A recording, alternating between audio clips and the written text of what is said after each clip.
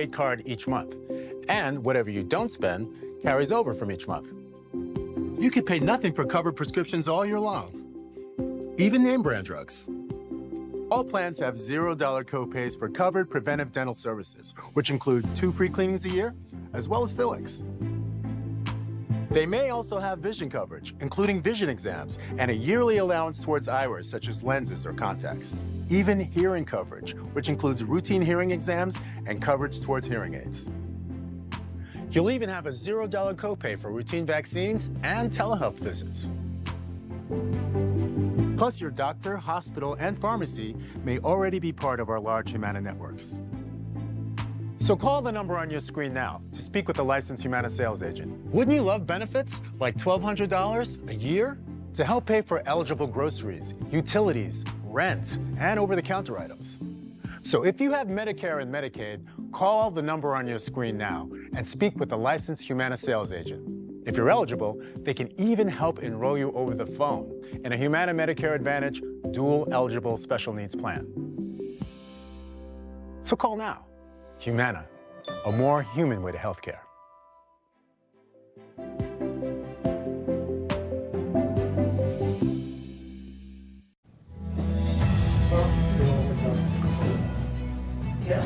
Welcome back to First Edition. Now, Newsmax held an event in Jerusalem where Israeli Prime Minister Benjamin Netanyahu spoke. Here's what the Prime Minister had to say about the company.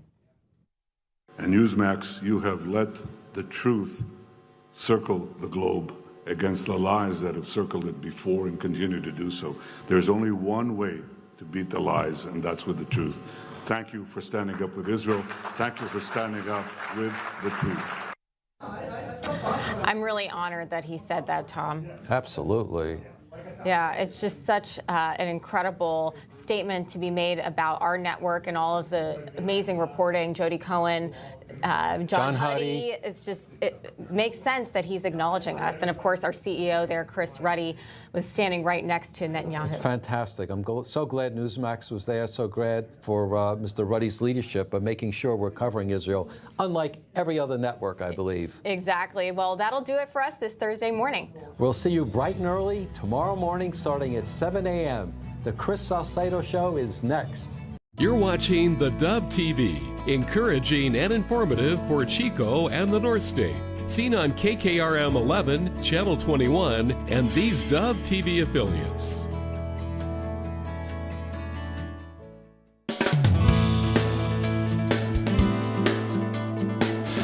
Well, good morning, good morning, good morning. Welcome to Mornings on the Dove, where Jerry Bilden shines like a little star off to the east, just below the other two that you see out there. Kind of like Venus and Jupiter, huh? You see Venus, you see Jupiter, then you see Jerry.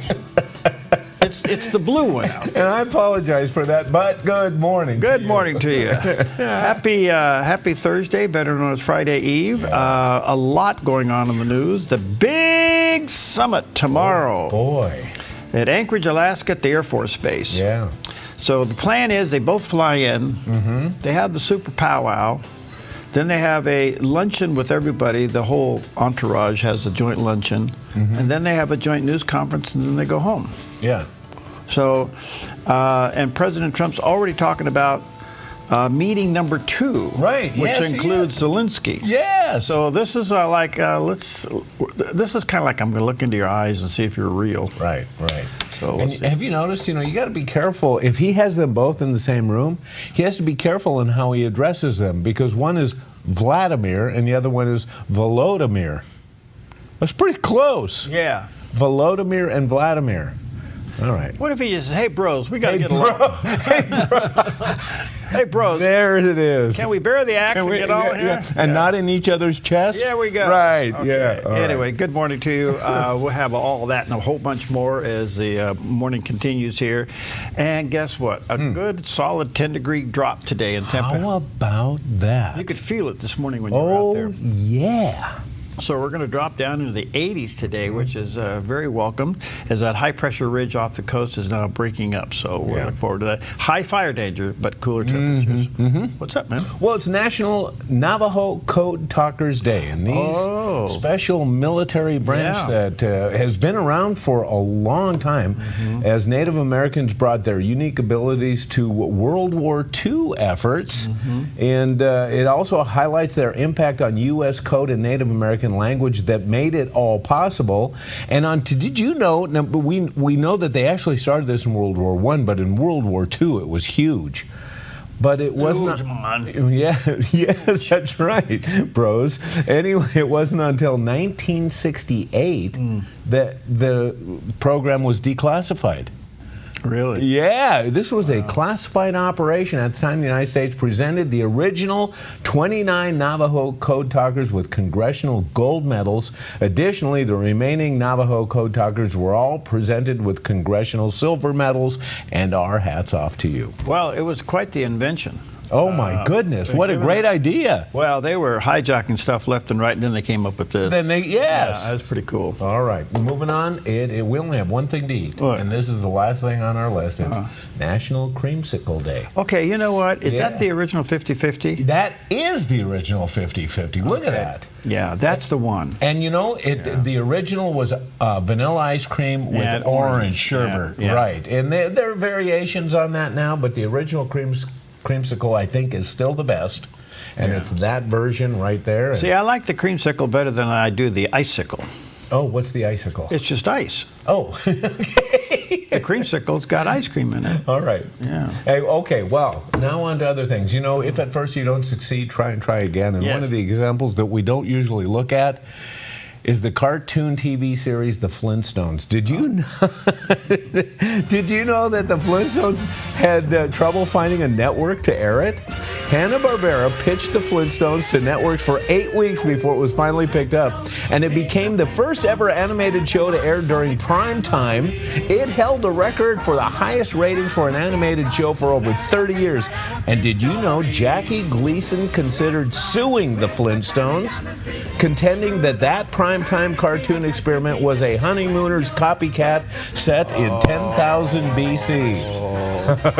And the original voice of Bugs Bunny, Daffy Duck, and Porky Pig, and scores of other Looney Tunes characters, Mel Blanc, was the voice of Fred Flintstone's neighbor, Barney Rubble. The show also helped establish the practice of famous guest stars doing cameos as themselves, as Anne Margaret, Ed Sullivan, Tony Curtis, Rock Hudson, and Cary Grant. All were among the prominent personalities that entered Bedrock. And after a robust second life in syndication, the Flintstones recently found a new home on HBO Max.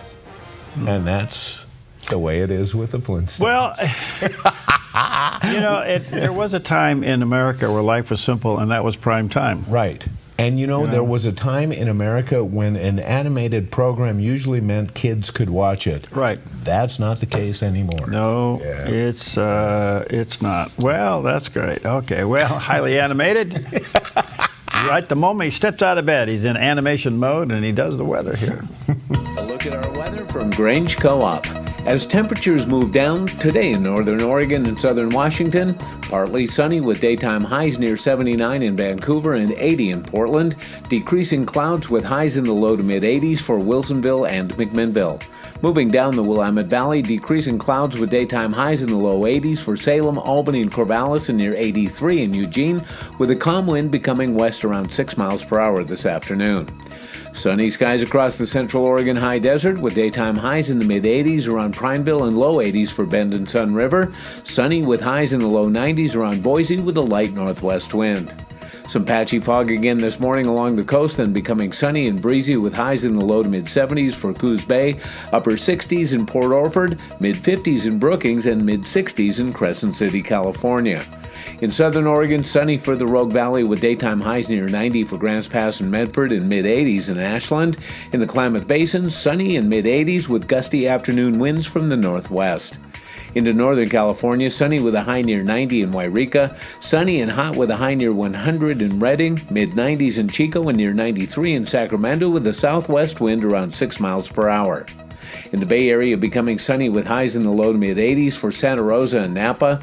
A chance of morning drizzle in San Francisco, then sunny, breezy in upper 60s.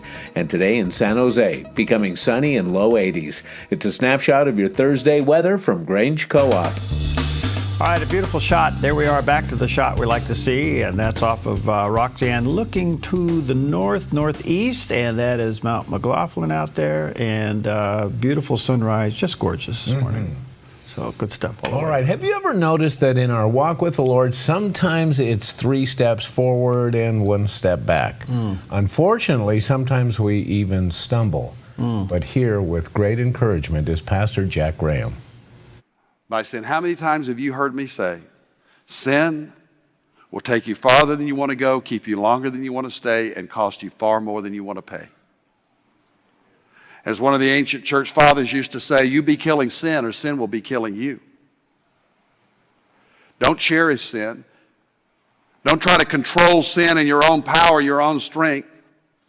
Don't continue in your sin. It will trip you up, put you out of the race. It'll put you down on your face. But confess your sin, which means to agree with God that this is not right, it's wrong. God, I don't want this thing in my life. I don't want to cling to my sin anymore. Get rid of this sin by the power of your grace. And here's the great news. Even if you're down and defeated because of your sin, by God's grace, you can get up and go again. You've stumbled, you've fallen, you're broken on the side of the road. God's mercy and grace is available. That's why Jesus went to the cross. His blood, the blood of Jesus Christ, can cleanse us from every sin. And yes, Christian, if you're down, if you're defeated, if you've stumbled, if you've cherished sin and held on to it, and that addiction seems to have the best of you and you can't seem to let go, it won't let you go. I'm telling you, by the power of Jesus Christ, you can get up and go again. You can, and let me give you a little key here, and this is the tough part. Okay. All right, you got to confess your sins. Okay. But there's something different about confessing your sins, according to James, one to another. What? Oh, okay. Now, you can go into the sanctuary of your heart and confess. Yeah. Okay. Yeah. But if you really want to put yourself in check, go to your pastor, priest, whatever, and confess your sins. Amen. James says, when you confess your sins one to another, then you are healed. Why does that work that way? Yeah. Because now somebody else knows about your sin than just you. Yeah. And it has a spiritual, psychological connection in your soul that you can't do that again. Okay, just a little thought. Yeah, and you know, we are instructed to confess our sins. And as he brought out there too, so much of our walk of faith is simply agreeing with God. Agreeing with, in fact, all the way back to Abraham. God said, I am God, and Abraham said, I agree, you are God, and it was counted as righteousness. There you go. Amen. All right, good stuff all the way around. Good morning to you. Happy Thursday. Let's take a look at some big stories. Of course, the big one we're all watching is all eyes on Alaska these days. The meeting won't take place until tomorrow, and it's going to happen at the Air Force Base in Anchorage, and it'll be kind of interesting. Now, keep in mind a couple of things about the big meeting. President Putin requested it. And he's coming to American soil. Yes. This is a big deal when you deal with international diplomacy. So we'll keep an eye on that. Well, in the meantime, Senator Adam Schiff's little life seems to be falling apart as more and more people now are starting to investigate him in his role to Russiagate and the connections there. And apparently there's a lot of work going on as to what he said in the 2016, 17, 18 era to what is being done now. And if they can connect the dots from there to here, then the statutes of limitations are not in play, and it could be current. Not to mention the fact that he's got a mortgage problem. Most say the mortgage problem is a problem, but it's avoidable. Okay. We'll see how that goes. But in the meantime, Representative Scott Perry told Newsmax that this whole thing against Adam Schiff is a big deal, and he thinks finally somebody's going after him. And here's what he had to say. Well, it just gets more outrageous as the days go on. And of course, how courageous of Representative Adam Schiff to get his staff members to leak classified information. It's no wonder that the American people don't trust their government, certainly the intelligence agencies, and this particular individual who went out for literally years knowing it was wrong and lying to the American public with the imprimatur that he had classified information that no one else could have, that proved his case, which was absolutely made up and false. It's so unbelievable. And of course, the fact that the DOJ and the FBI knew about this since 2017 and also kept this charade going while the President of the United States, while sitting, was under siege, and then while as private citizen was under siege under the awesome power of the federal government based on just sheer made-up lies for political gain by now a sitting United States senator. That Representative, or now Senator Schiff, might find himself in a lot of trouble. The question is, does this fall within the statute of limitations? It's very curious to me that they invoke speech and debate as a legal protection at the very same time they were pursuing members of Congress, this one in particular, on another witch hunt, and said speech and debate didn't apply. So, once again, double standard by the Department of Justice based on politics. So outrageous. Okay, so we'll see what happens, but the heat is starting to come on Senator Schiff. And I got to be careful here, but look, I think the guy's a snake. But let's see what happens here. But what if they catch him? Yeah. And he has to go as senator. Okay. Open door for Newsom to appoint himself. Okay. He jumps from California to Washington in one move. One move, yeah. Does that put him in a better position to run for president, do you think? Yeah? Okay. Yes, it does. All right, now, have you learned anything from Pam? Oh, yeah. Oh, boy, yeah. You want to open that can of worms? Seriously? Well, I just thought I'd ask. Pam just went, okay, I'm listening. Okay. Yeah. All right, let me reverse. Has Pam learned anything from you? Well, we could talk about that, maybe. Okay. Maybe. Well, obviously, Melania has learned something from Donald. Yes. Okay? Yes. So the First Lady is putting Hunter Biden on a $1 billion notice over what she claims false, defamatory, disparaging, and inflammatory statements made about her, demanding he immediately remove and retract the content and issue an apology or face legal action. She wants to sue Hunter Biden for $1 billion for using false, fake information saying that Jeffrey Epstein introduced Melania to Donald. Absolutely, yes. And the whole thing is a bald-faced lie. Right, and in fact, it was repeated by a left-wing shill and it was posted on a website that has since had to retract it. But Hunter Biden, I guess, didn't realize that, and he took that information from the website and included it in a podcast. Hunter Biden's back, and boy, he is going to be liable for it. Well, she's suing him for $1 billion. Now, does that sound like Donald? That sounds exactly, maybe a little less, because Donald might have gone for $20 billion, but Melania only went for $1 billion. Well, that's enough to wipe him out. Absolutely. Yes. So, does he apologize? He's going to have to. He's going to have to. Okay. He can't afford this fight.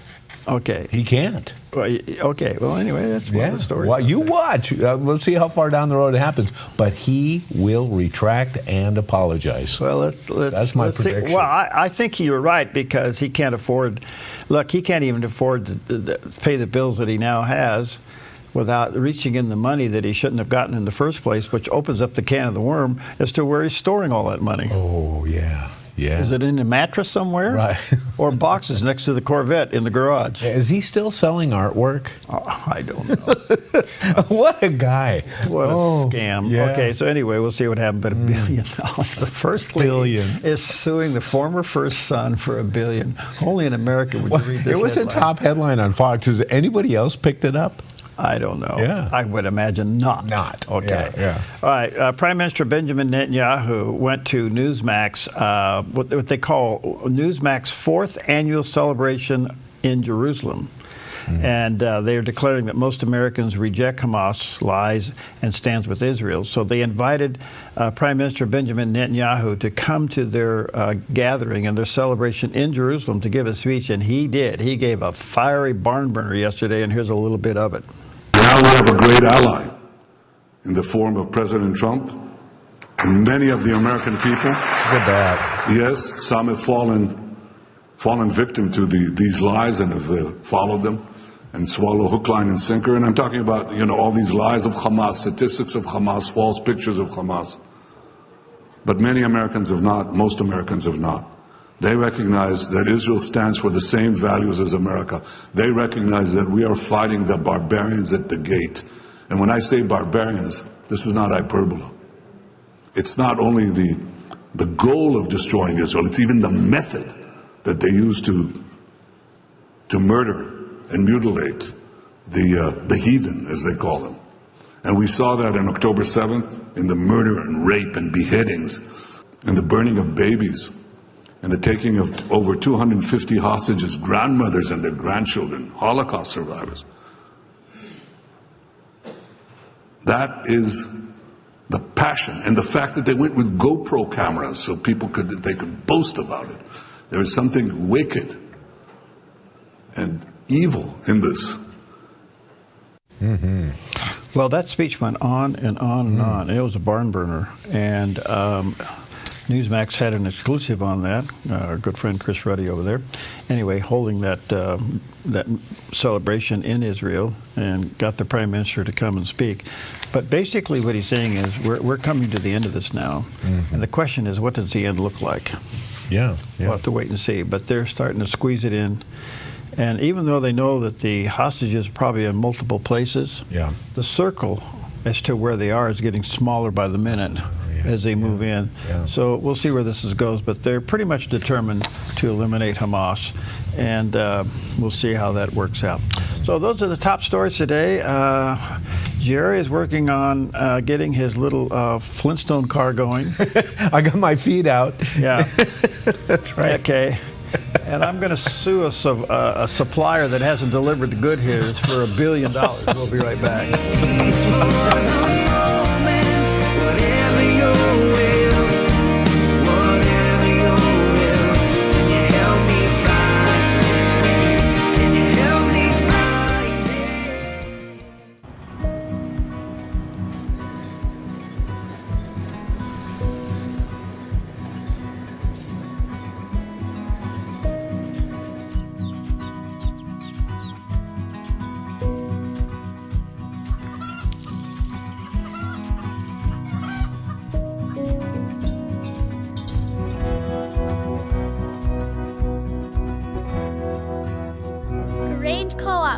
Big ideas grow.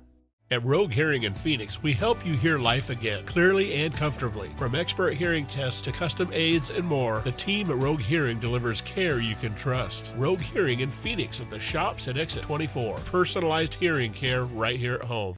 Clean water is essential to your good health. Ultra Pure Purified Water has been delivering purified, healthy drinking water to the Rogue Valley since 1995. Locally owned and family run, Ultra Pure Purified Water uses a multi-stage process ensuring your delivery of water is 99.8% pure, so your family stays hydrated and healthy. Online at ultrapurewaterinc.com or call 541-734-0828. 541-734-0828. Applegate River Golf and RV Resort, a pristine 9-hole course alongside the Applegate River. Their clubhouse offers a golf simulator experience. The RV Resort is adjacent to the golf course with convenient pull-through parking. Applegate River Golf and RV Resort. Information at applegaterv.com. My sense of identity just went out the window.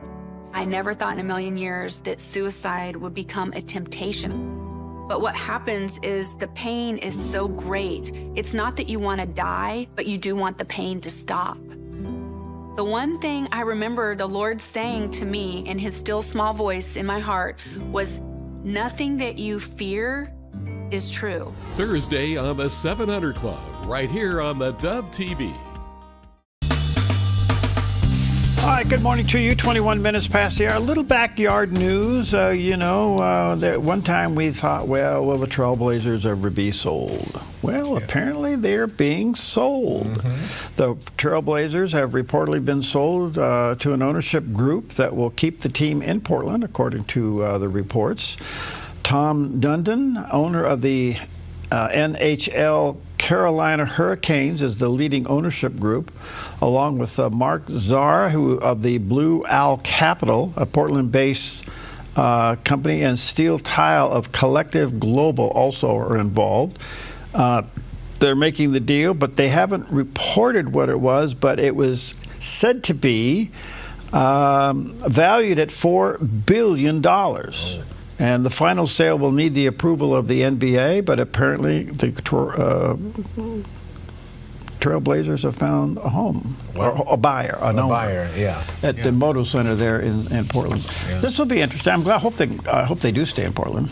I mean, you don't want them to become the Chicago Trailblazers. No, or the Cincinnati Blazers or whatever. Yeah. But I wish they would be a serious contender again. Maybe they can spend some money and get some players in there. I don't know. Well, there you go. I mean, I don't understand sports ownership at that level where you have to pay people millions of dollars. Yeah.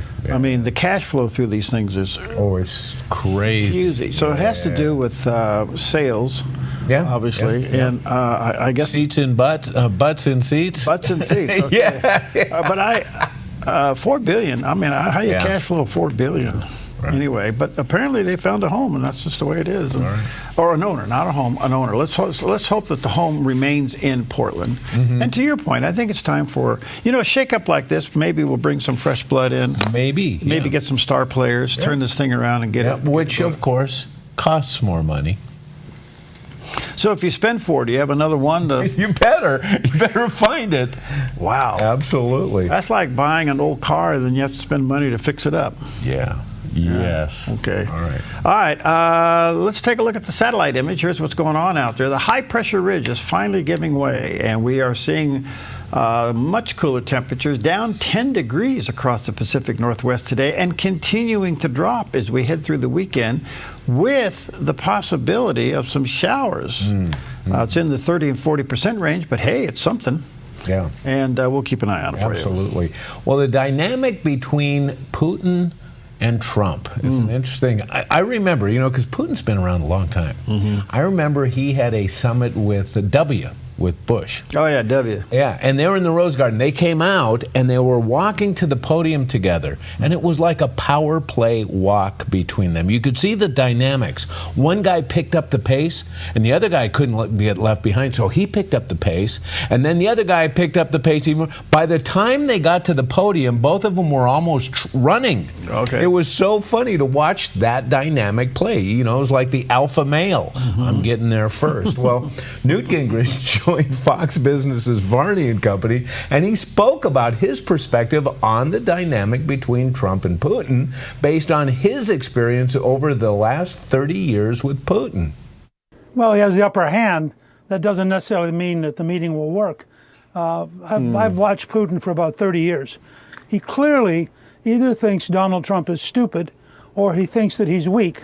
Now, both of those are enormous mistakes. But for example, to have launched an offensive this week on the eve of coming to Alaska is a gratuitous insult to both Zelensky and Trump. And Putin engages in this. He's been lying to Trump now for 6 months.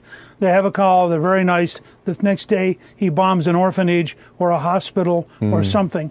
So Putin has been dealing with us with contempt, and that's a huge mistake. President Trump is very tough. He's very smart. He's very capable of walking out. I think when they negotiated with the Japanese on tariffs, the Japanese walked out 4 times, and Trump was comfortable. Remember, he wrote a book called The Art of the Deal, and a better book called The Art of the Comeback. He's negotiated his whole life, and he also knows he has a bigger economy, he has a bigger military, he is in geographically better position, and he's not the one who has to worry. But Putin is running a bluff. He thinks that we're stupid and weak, basically what he learned from Obama and Biden. And he's about to be in, I think, for a very interesting experience in Alaska. Now, to your point, when President George W. Bush and Putin come walking out, both men are about the same size. Yeah, right. Look at President Trump and President Putin. That's a great point, yes. I mean, President Trump's going to be looking down at President Putin. Yes. Okay. Yeah. So we'll see what happens. When I look at the event schedule, they're only allowing so many hours for a talk. Okay. Then a joint luncheon of everybody, both sides and their entourage. All right. And then a news conference. All right. If the meeting doesn't go well and Trump walks out, all that's off. Right. Everybody gets in the plane and goes home. Right. Okay. So I am almost, I don't know anything, but I don't know if President Putin, since he called for the meeting and is willing to come to the United States, is he sensing and feeling something that's already given him a weakness, and that is the tariffs on countries buying oil from him, and his economy is already shaky and going down. As you and I were kidding around yesterday, does he want to have the golden arches back? Yes. Well, there's a certain amount of truth to that. Yeah. He'd like to have Western business back into his country. So is he really kind of in a weak spot here? Maybe, yeah. Okay, but if he's going to play games, and President Trump gets up and walks out, right, kind of like what President Trump did a couple of days ago when he told the Senate to take a hike and he walked out of that deal. Oh, yeah. Because they wouldn't confirm all of his nominees. You know what else this reminds me of? So he can do it. Yeah. Does this remind you at all of Reagan in Iceland? Yes. You know, they said he can walk. Well, Reagan walked. Reagan walked. Yeah. And the comment was Nancy was watching that on television. She knew by her husband's look on his face that it was a no-go deal. She referred to him as Ronnie. Yeah. Yeah. And so in the meantime, they came back and negotiated. Yeah. And guess what? Gorbachev ended up living at the Presidio in California, in San Francisco. Yeah. Isn't that interesting? Yeah. The only one who knew what had happened was Nancy. Yeah. Just by looking at Ronnie. Yeah. So the only thing I can say is that I don't expect. I don't want to be pessimistic here, but I think this is the beginning of talks. I don't expect a complete agreement here. I expect maybe a ceasefire would be the best while we continue to negotiate. Yeah. Yes. That would be the best. Right. But even that, I think, is on shaky ground. Could be. So we'll see what happens. I don't know. I think you ought to read. I read The Art of the Deal. Yeah. And I loaned the book out. I went looking for it the other night. I thought, I loaned it to somebody. I shouldn't do that. You better negotiate getting it back. Yeah. But the first half of the book is really tough to get through because it's the excuse. I don't mean to be disrespectful here, but it's the Donald on steroids with his ego. Self-aggrandizing. Oh gosh, it's pretty tough. But then you get into how he has a couple of philosophies on making deals. But one thing we have seen played out since he's been president now 2 terms. You hit him. Oh, look at He's only in defense for about 3 hours. Yes. And you know and what? he will hit back harder than you would hit him. And you went from offense to defense just like that. And this is such a change inside the conservative Republican ranks. We've always said, let's play nice. And boy, it has changed because now we're kind of playing by Democrat rules. Yeah. You know, being chairman of the party, our family serving in public office and running and losing races, you know, you have some experience here. But I'm learning also something that's really disappointing. And I want to say this respectfully, but until I'm proven otherwise, I think it's sad. We do a great job complaining, and we do a great job educating how bad it is and how bad the other side is. We do nothing to change. Yep. On this gas tax, I might as well go talk to a fence post. But we will demonize it all day long. Right, but do something. And we will wave our sabers in the air, and we'll talk about all these conspiracies. I get a gazillion of them every day about how bad this is and this problem and this, and you need to report this, you need to report that, and da-da-da. We don't show up at the polls, we don't vote, we don't write letters. Right. Pretty amazing. Yep. All right, 1:30, and but a beautiful day. Take a walk in the park and act like you're Fred Flintstone. We'll be right back.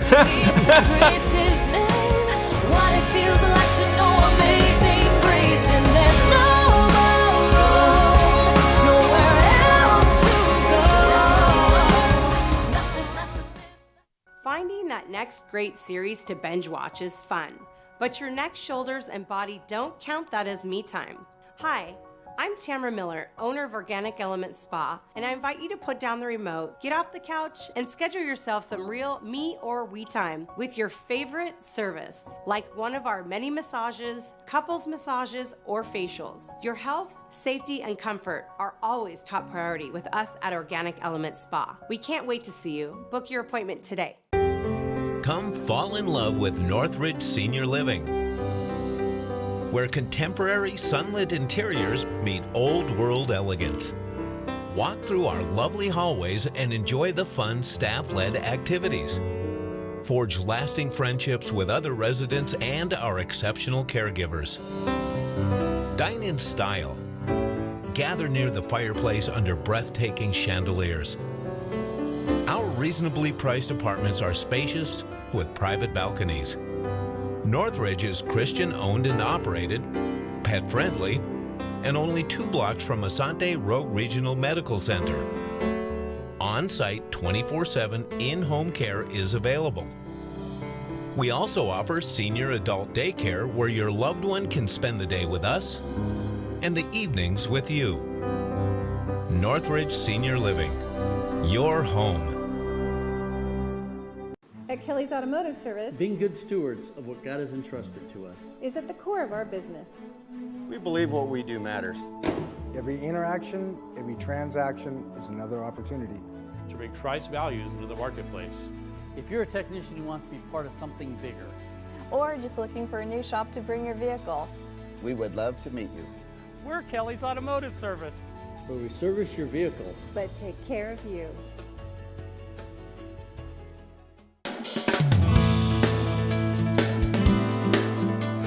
All right, good morning. 26 minutes before the hour, and a lot going on around the world, and especially in the Middle East. Let's check in with CBN Newswatch and get caught up. This is CBN Newswatch. We begin this Thursday, August 14th, in the Middle East, where Israel's Prime Minister Benjamin Netanyahu says his country is fighting an historic battle for truth. His statement comes as Israel is being criticized not only in the major media, but also by popular influencers online. So Israel's supporters are saying those critics should visit the Jewish state to see what's really happening. Chris Mitchell brings us the story now, reporting from Jerusalem. Israeli Prime Minister Benjamin Netanyahu says Israel is falsely accused on 2 fronts in its war on Hamas. The first front is the actual battle zones. We have sent millions and millions of text messages, phone calls. This has never happened before in a war. That the army that is fighting terrorists in an urban environment calls on the civilians in enemy territory to leave, and the enemy shoots them if they try to leave. And then Israel is blamed for genocide. That's ridiculous. It is a blatant falsehood. The second is the accusation Israel is starving the people of Gaza. If we had a starvation policy, now nearly 2 years after the beginning of the war, everybody in Gaza would be dead. But they're not. Because that's not our policy. Our policy is the exact opposite. We sent in 2 million tons, 1.9 million tons of food and medical aid into Gaza. Tim Ballard, who leads an organization fighting sex trafficking and is the subject of the movie The Sound of Freedom, came to the region to help the Druze and Christians inside Syria suffering a genocide at the hands of Islamists. And here's the shock. I thought we were the tip of the spear, right? I was wrong. We were not. But I'll tell you this, I was shocked and tearfully shocked to find out that the IDF has been out there without cameras, without fanfare. They've been out there rescuing the Christians and the Druze. And I'm talking like major efforts. I'm like, who are you guys? Ballard says this is not the story being told in the West. They don't want anyone to know. They're just helping people who are dying and bleeding and being raped and sent to sex markets. And I just felt the Spirit of God just like, they got them wrong. The West has them wrong. He's calling on his friends Tucker Carlson and Candace Owens, who are critical of Israel, to come and see for themselves. I just want to say, will you just be open enough to come? Come. I will come with Candace. I will come with Tucker. I will come. I will take them across the border. I will show them the kids. I will walk them into Gaza. Netanyahu says history proves lies have consequences. I think this battle for truth has tragic historical antecedents. My father was a great historian of the Jewish people and a great historian of the Jews in the Middle Ages. In the Middle Ages, every single massacre that the Jews suffered was preceded by a campaign of vilification and lies.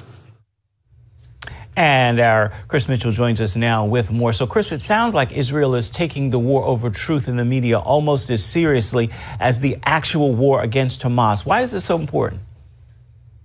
Well, the media war is so important, and that's exactly what Netanyahu was talking about in his speech last night at that Newsmax event, because it changes hearts and minds.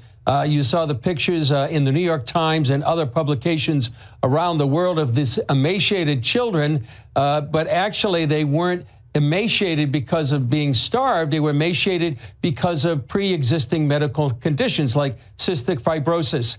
And so those kind of heart-rending images, they can change policies. They can actually change nations and global leaders, national leaders, and what they do. And that's why actually, almost as these images come out, many of these nations like the UK, France, New Zealand, and Australia are calling for a Palestinian state. And so they do have real-world consequences, and that's why Hamas itself has a media strategy to manipulate images. There is something called Gaza Wood, where sometimes they actually create their own false videos. And then you can refer to Winston Churchill, who famously said that a lie will get around the world halfway before the truth gets its pants on. So the media battle is nearly as important as the military battlefield. Indeed. Almost since the beginning of the war, there have been warnings about famine in Gaza. What do we know about what's really happening there? Well, there is a IDF information or entity called COGAT, and that's responsible for sending all the aid in from Israel into Gaza. Now, just yesterday, they sent in close to 400 trucks. They have sent about 119 pallets by air. They're actually working on providing clean water to the people in Gaza, and something that's seldom talked about.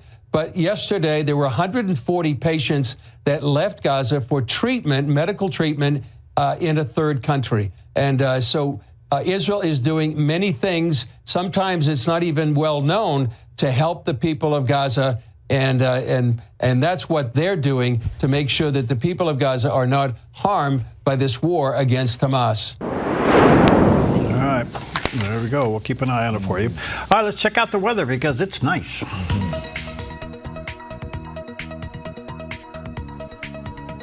A look at our weather from Grange Co-op. As temperatures move down, today in northern Oregon and southern Washington, partly sunny with daytime highs near 79 in Vancouver and 80 in Portland, decreasing clouds with highs in the low to mid-80s for Wilsonville and McMinnville.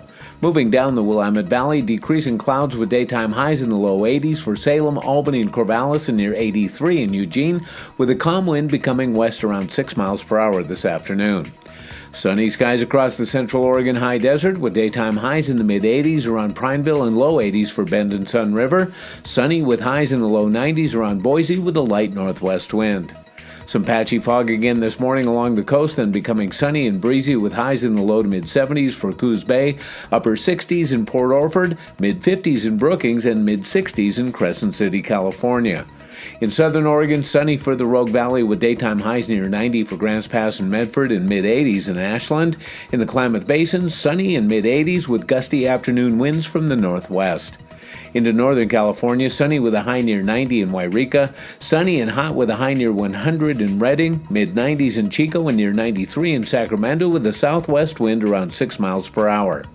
In the Bay Area, becoming sunny with highs in the low to mid-80s for Santa Rosa and Napa. A chance of morning drizzle in San Francisco, then sunny, breezy in upper 60s. And today in San Jose, becoming sunny and low 80s. It's a snapshot of your Thursday weather from Grange Co-op. And a beautiful shot of our southern Oregon Valley. I can tell the days are getting a little shorter because the sun's coming up a little bit later. Mm-hmm. So there's east to west. I'm going to guess that's probably around 280, 290 All right. degrees. Yeah, I think you're right on the money. Yeah, well, but that's typical. You pilots, you always know where you're going, yeah, we right? pilot here and we pilot there. and the temperature is dropping, but it's still dry out there. Be careful. Well, today is the anniversary of VJ Day, which ended World War II. On August 14th, 1945, news broke that Japan had surrendered to the United States, bringing an end to World War II. The announcement came just days after the second of 2 nuclear bombs were dropped on Hiroshima and Nagasaki, a terrible act of war, but one that many historians believe ultimately saved thousands of American lives by avoiding a bloody invasion of Japan. When the news reached home, America erupted in celebration. Church bells rang, strangers hugged in the streets, and confetti rained down from skyscrapers. In New York City's Times Square, a sailor famously swept a nurse into an impromptu kiss, an image captured in an iconic photo that still symbolizes the joy and relief of that day.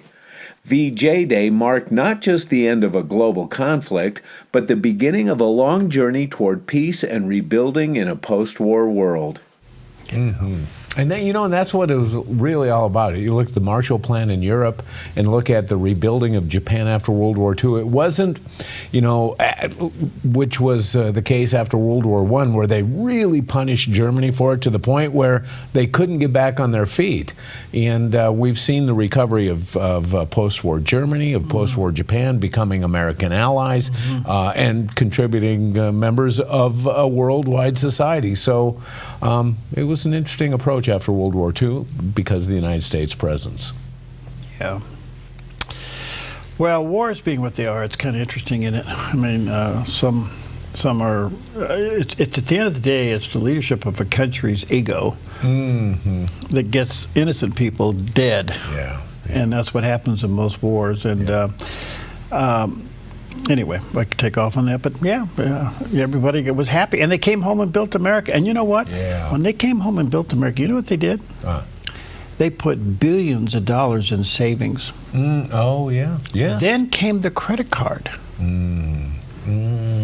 Yes. Okay, so from the greatest generation to the baby boomers, they spent the greatest generation's inheritance and became spoiled brats and invented a credit card because they want things now, and they're in debt and they leave nothing to their kids. Let's hear it for the boomers. You think I'm crazy? No, we grew up in it. Go follow that. It's true. I know, yeah.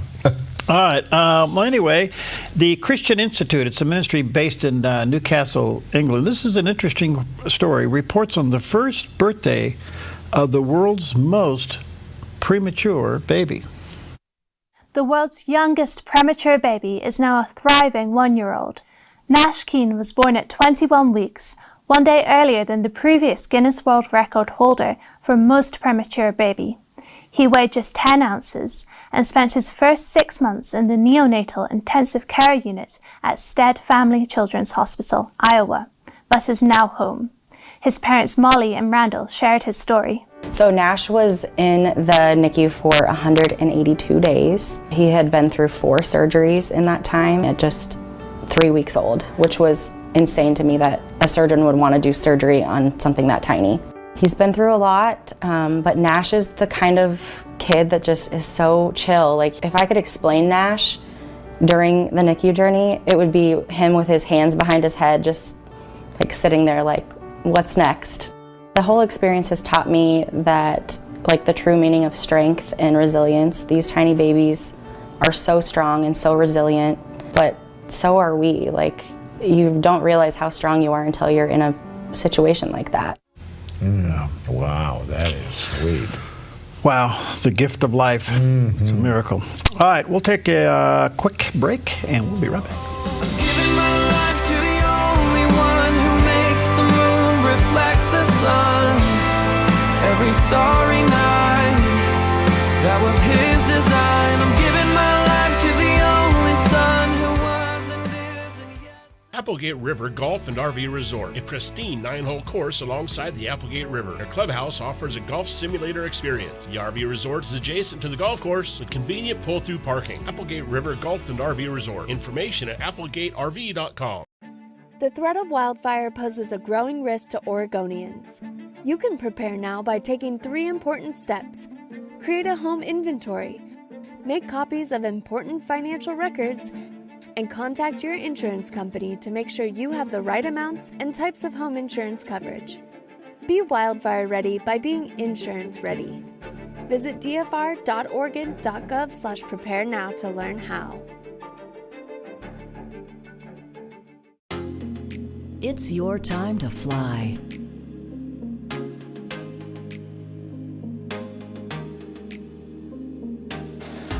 Let's make it convenient.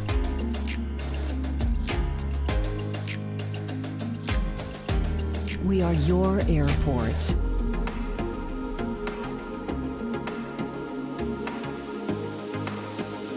Fly MFR. You feel most alive where you feel most at home. And this is living. Bobcat, the company that changed the way the world works, is coming home with a quality compact tractor built to match your quality of life. This isn't work you have to do. It's work you get to do. So get it done in a tractor that's all you. See your dealer or visit bobcat.com. Alex McFarland addresses the hard-hitting questions about faith, morality, and culture.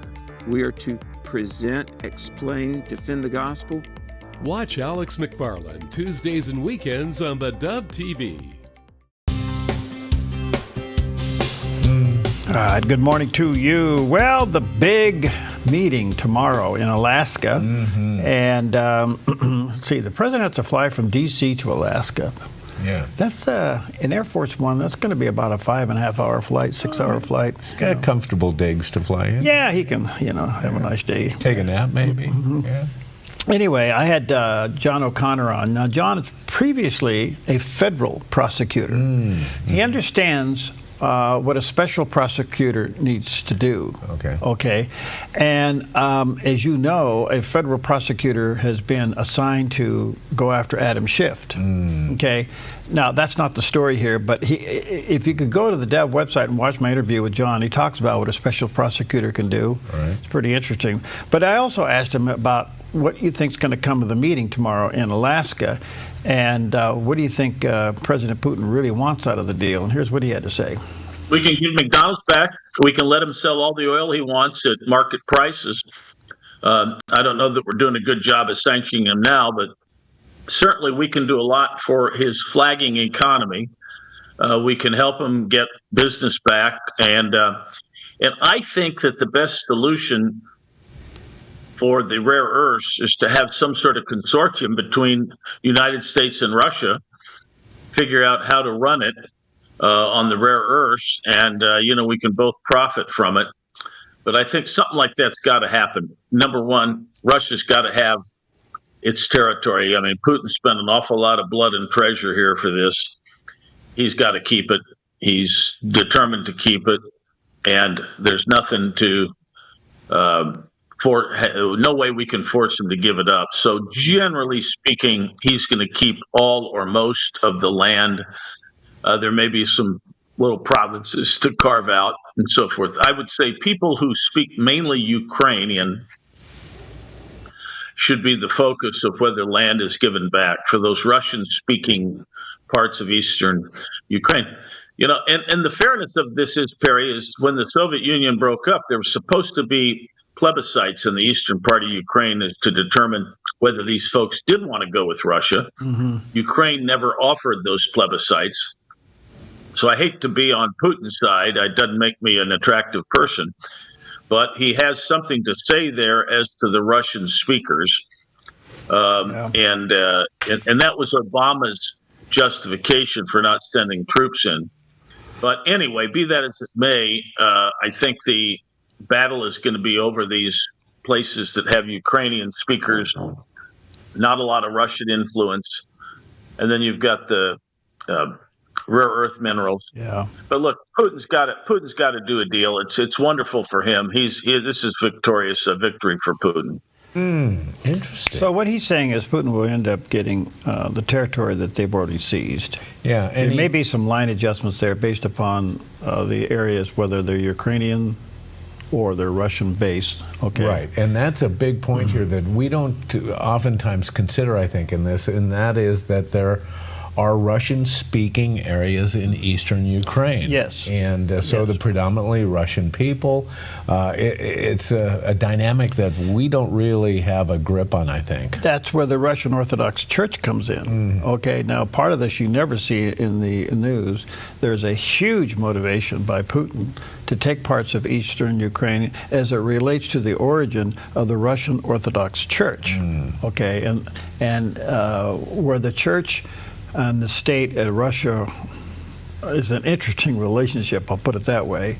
He is highly motivated as an Orthodox himself to take that back because he thinks he's doing his church a favor by regaining those grounds. Yeah. But there's another element, and I forgot about it, and that was the rare earth part of this, because if you remember, President Trump went in to talk to Zelensky about the rare earth and make a business deal about rare earth materials. Right. So if rare earth material is divided somewhere in this land part of the agreement, then that would put America somewhere in a negotiating terms with Russia on maybe splitting some of that rare earth material. So there's a business deal aspect to this for the president, huh? Well, and I think the other thing is to bring McDonald's back, Costco, Yes. You're right. And the only thing Trader Joe's, I mean, a few other these things, but he's going to want Western business back in. Their economy really is in shambles.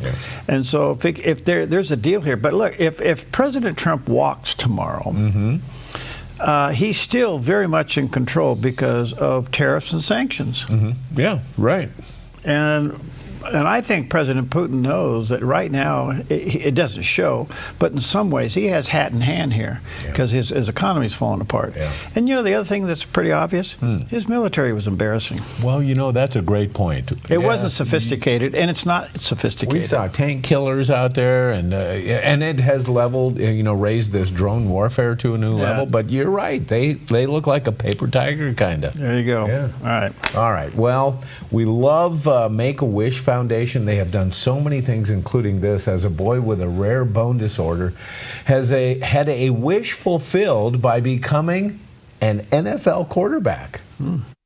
Under the bright stadium lights in Carolina, 12-year-old Jace Garland lived his dream, taking the field as a Carolina Panthers quarterback. 2 years earlier, Jace was diagnosed with a rare bone disorder that can lead to leukemia. He needed a bone marrow transplant and months of recovery. Make-A-Wish asked him to choose a dream to look forward to, and Jace knew exactly what he wanted. He wanted to be quarterback for the Panthers. This month, the Panthers made it happen. He suited up in black and blue and met the coaches and quarterbacks, signed a contract, and even designed a play. Then, during Fan Fest on August 2nd, he took a handoff at the 10-yard line, sprinted left, and scored a touchdown. Players lifted him high in celebration with a lot of joy. And for Jace, it wasn't just a touchdown. It was proof that no matter the obstacle, he could still race to victory. Isn't that wonderful? Yeah, I love those stories. Why can't we just live life like that? Yeah. Gosh, that's really great. All right, Kenneth Abramowitz will be back with us, and his insight of what's happening now in Israel, the next couple of moves, ought to be pretty strategic for us to learn about. And then hold on to your hat. What? Why? You may want to get out of your Fred Flintstone mobile. Get out of town. Who is it? Todd Friel. Oh, Todd is back. Yeah, Todd is back. Oh, what are you going to talk to him about? Who knows? Are you going to take any breaks while he gets going? Ask one question. I go over here and I have my drive-through and have a hamburger and my 28-foot miracle. Yeah, well, come back and he's still answering it. Well, because he's always got something to say. Oh, does he ever? Oh, man. All right. Psalm 27, verse 1. The Lord is my light and my salvation. Whom shall I fear? The Lord is the stronghold of my life. Of whom shall I be afraid? Yeah. Boy, develop that attitude today. Who should you fear? Who should you be afraid of? Nobody. The Lord's on your side.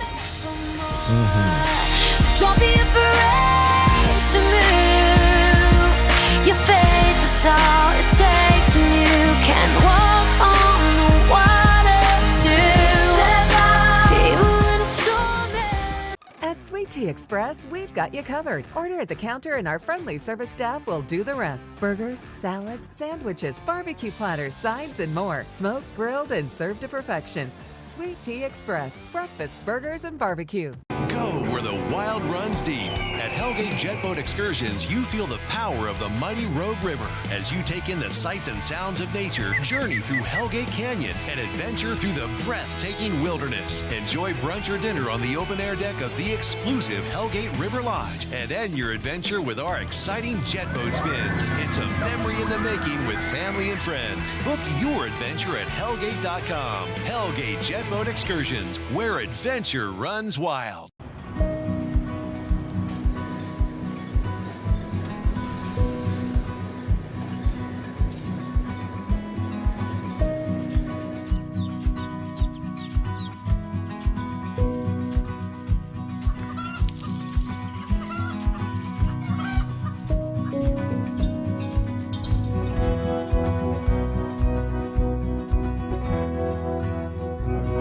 Co-op, where big ideas grow. Chris Silva understands your home and your commercial buildings are two of the largest investments most people make in a lifetime. One is for your family, the other is to support your family financially. That is why Chris Silva Painting goes the extra mile to protect both homes and commercial buildings with proper painting preparation and high-quality primers and paints. Serving Southern Oregon since 2006, this family-owned and operated business has painted over 1,000 homes. Chris Silva Painting offers an industry-leading 5-year warranty that covers materials and labor on all painting projects. Work for both residential and commercial buildings, both interior and exterior painting. Chris and his crew are courteous, they are efficient, organized, timely, and clean. Chris Silva Painting also offers military discounts. At Chris Silva Painting, our mission statement is to bring Christ's heart and principles to our customers and our job sites. We do that with honesty, integrity, and hard work. We don't cut corners, we paint them. CCB number 176097. Chris Silva Painting, 541-890-3960. The Lennox iComfort S30 thermostat can sense changes in your environment. It even knows when you come and go. So now your home's most important system is also the smartest. Metal Masters can give you the smartest home comfort system available. It knows when you're away and adjusts when allergens and humidity get uncomfortable. Trust Metal Masters to provide perfect air for your family.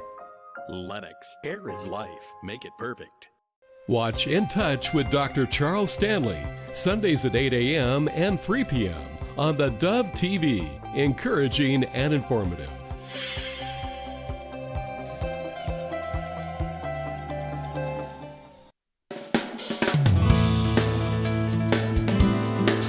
Welcome good morning, good morning, good morning. Welcome to Mornings on the Dove. Right here, ladies and gentlemen, this is where Jerry Bilden gets in his little car and he paddles real fast and he comes to work. Yeah, some days faster than others, Yes. but yeah, thanks. He is the bright and shining star. If you look to the east, there are three up there this morning. You have Jupiter, Yeah, you have Venus. and then you got this other thing called Bilden. That might be a falling star. There's three of them out there. Take a look. You'll see it. You'll see I don't know about that. All right, happy Thursday to you, better known as Friday Eve. A lot going on in the news. The big summit tomorrow in Alaska as President Trump and President Putin will meet in Anchorage at the Air Force Base there. Apparently, the agenda is they have their powwow. Yeah. And then their entourages and the two presidents meet for a joint lunch. And then after that, they're going to do a joint news conference. Now, event 2 and 3 will happen if event 1 is somewhat successful. Yeah. So we'll see what happens. A lot high stake, but I think one thing is for sure. This will not be one and only meeting. They're already talking about meeting number 2 where they invite Zelensky to be a part of that one. Yeah. So anyway, all eyes on Alaska starting tomorrow. All right, good morning to you. A lot going on in the news. We'll get that to you. Anything special? Well, first of all, it's National Navajo Code Talkers Day, playing a vital role in the war effort, not only World War I, but World War II in a huge way, and it continued afterwards as Native Americans brought their unique abilities to the World War II effort. And today also highlights their impact on U.S. code and Native American language that made it all possible. And the program was all classified until 1968. I didn't realize that. At the time, the United States then presented the original 29 Navajo Code Talkers with congressional gold medals. So our hats off to you. It's also only one thing to eat today, and the temperature is going back down, but still hot enough out to enjoy it. It is National Creamsicle Day. Now, I like these because this was the original 50-50 and it had vanilla ice cream in it. Yes, absolutely, with the orange sherbet exterior, vanilla ice cream on the interior. Now, there are variations on this now, but I think the best is still the original Creamsicle, the 50-50 bar with the sherbet and the vanilla. So go buy a box. I like those. I like them better than icicles. Oh, yeah. So the Creamsicle had the actual ice cream in it, and they were... Yep. Yeah, that's fill really up your freezer, refreshing. Fill up your freezer and wait for the grandkids to come over. There you go. Absolutely. Sugar them up and send them home. All right. Well, in the department of if at first you don't succeed, try again, we wouldn't normally look to the Flintstones for that, but it's a good case because they had trouble finding a network to air the Flintstones on, and Hanna-Barbera pitched the Flintstones to networks for over 2 months before it was finally picked up. It became the first ever animated show to air during prime time, and it held the record for the highest ratings for an animated show for 30 years. Did you know that Jackie Gleason considered suing the Flintstones, contending that the primetime cartoon experiment was a honeymooners copycat set in 10,000 BC? And the original voice of Bugs Bunny, Daffy Duck, and Porky Pig, and scores of other Looney Tune characters, Mel Blanc was the voice of Fred Flintstone's neighbor, Barney Rubble. And the show also helped establish the practice of famous guest stars doing cameos as themselves, as Anne Margaret, Ed Sullivan, Tony Curtis, Rock Hudson, and Cary Grant were among the prominent personalities that entered Bedrock. And after a robust second life in syndication, the Flintstones recently found a new home on HBO Max. So you can still watch all the episodes of the Flintstones. Well, it was interesting. The Flintstones, Fred and Wilma, were kind of like the the honeymooners. The honeymooners. Absolutely. It looked like Jackie. And they had the sidekicks, with Barney and what was Barney's wife's name? What was Barney's wife's name? Anybody remember Barney's wife's name? There was Wilma and Fred and Barney and I don't know. Anyway. Wow. But it really was kind of a takeoff from that. It really was, no doubt. Except we never heard, "To the moon, Alice. You're going to the moon." Why, they came from the moon. Yeah. They were on the moon. That's pretty All right. cute. All right, good stuff all the way around. Well, here's a guy that's still paddling to get his car going. A look at our weather from Grange Co-op. As temperatures move down, today in northern Oregon and southern Washington, partly sunny with daytime highs near 79 in Vancouver and 80 in Portland, decreasing clouds with highs in the low to mid-80s for Wilsonville and McMinnville. Moving down the Willamette Valley, decreasing clouds with daytime highs in the low 80s for Salem, Albany, and Corvallis, and near 83 in Eugene, with a calm wind becoming west around 6 miles per hour this afternoon. Sunny skies across the central Oregon high desert with daytime highs in the mid-80s around Prineville and low 80s for Bend and Sun River. Sunny with highs in the low 90s around Boise with a light northwest wind.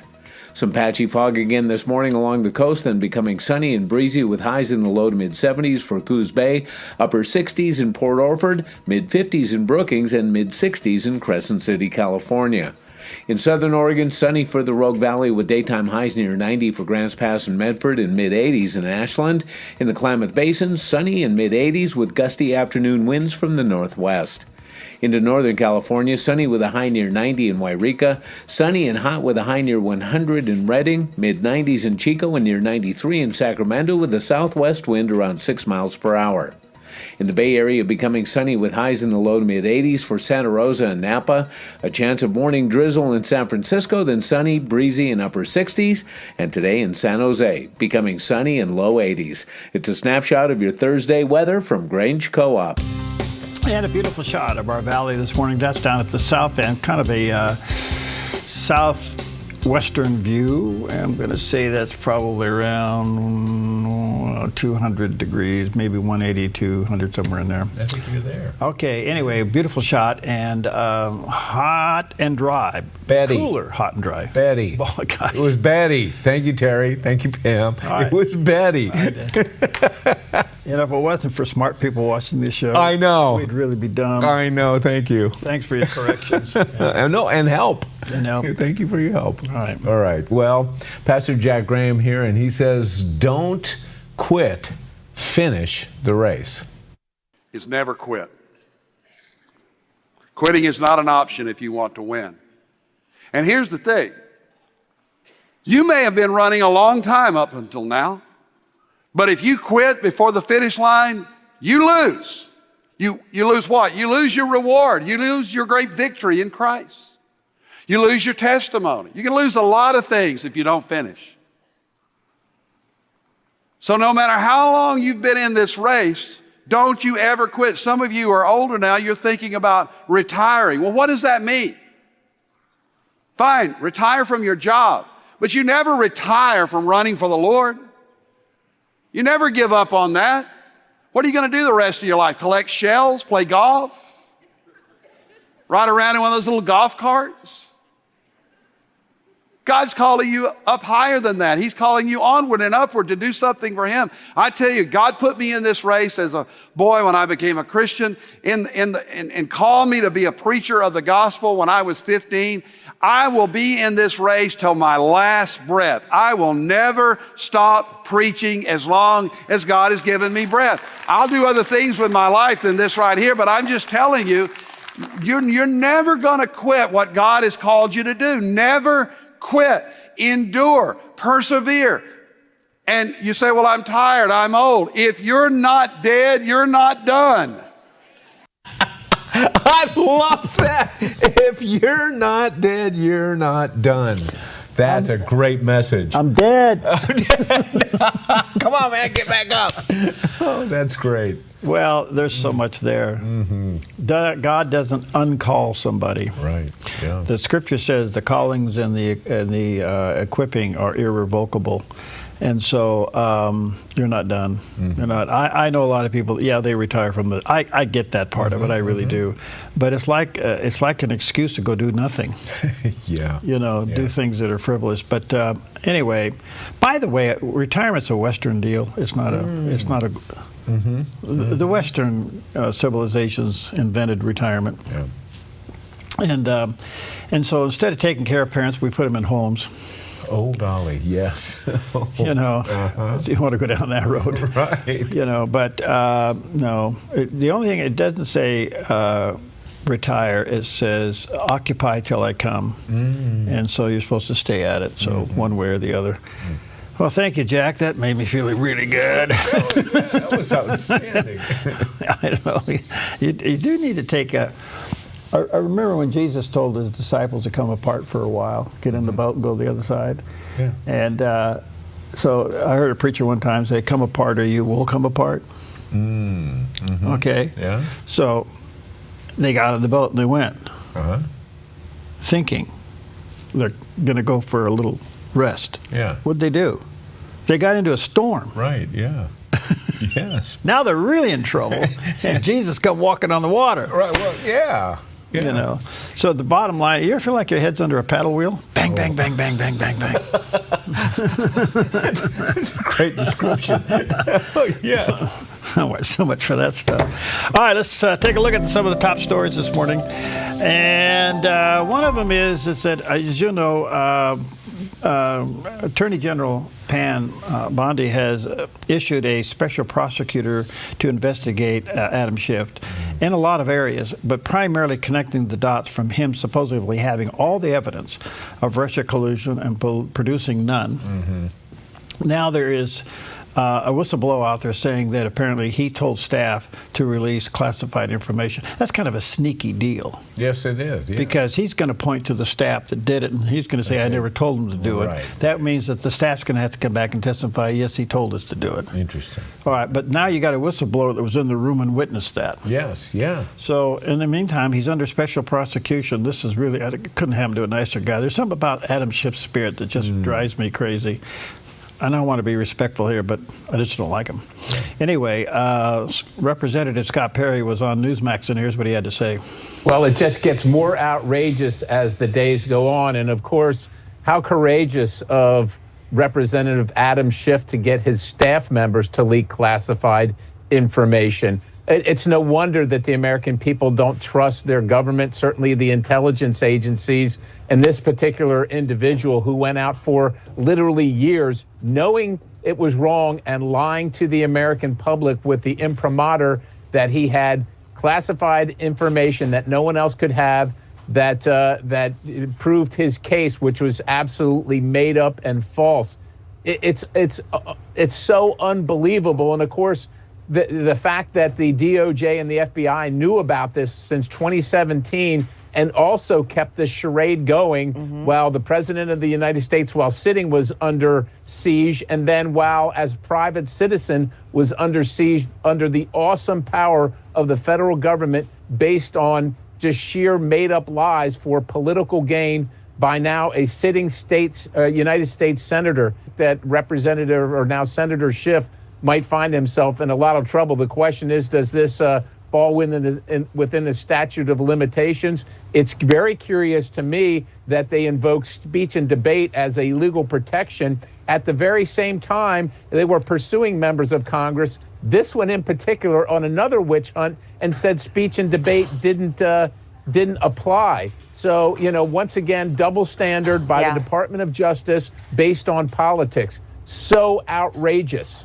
Okay, so they're going to have to do what they're trying to do. I say trying to do what appears to be done here is they're going to take what he said back in the 16s and the 17s, 18s, somewhere in there, and move it into the current Russiagate exposure, which then creates a new statute of limitations clock, so to speak. Oh, okay. So they think they can tie it together. As far as the mortgage fraud thing is, yeah, it's a problem, but it probably can be argued. So we'll see where that one goes. But this one, they could get him. Yeah, and the other one too, you know, and you brought out the fact that Adam Schiff has lied and lied and lied. But he's been lying at a podium to the press and directly to the American public, and unfortunately, there's no law against that. No, there's not. It's called First Amendment.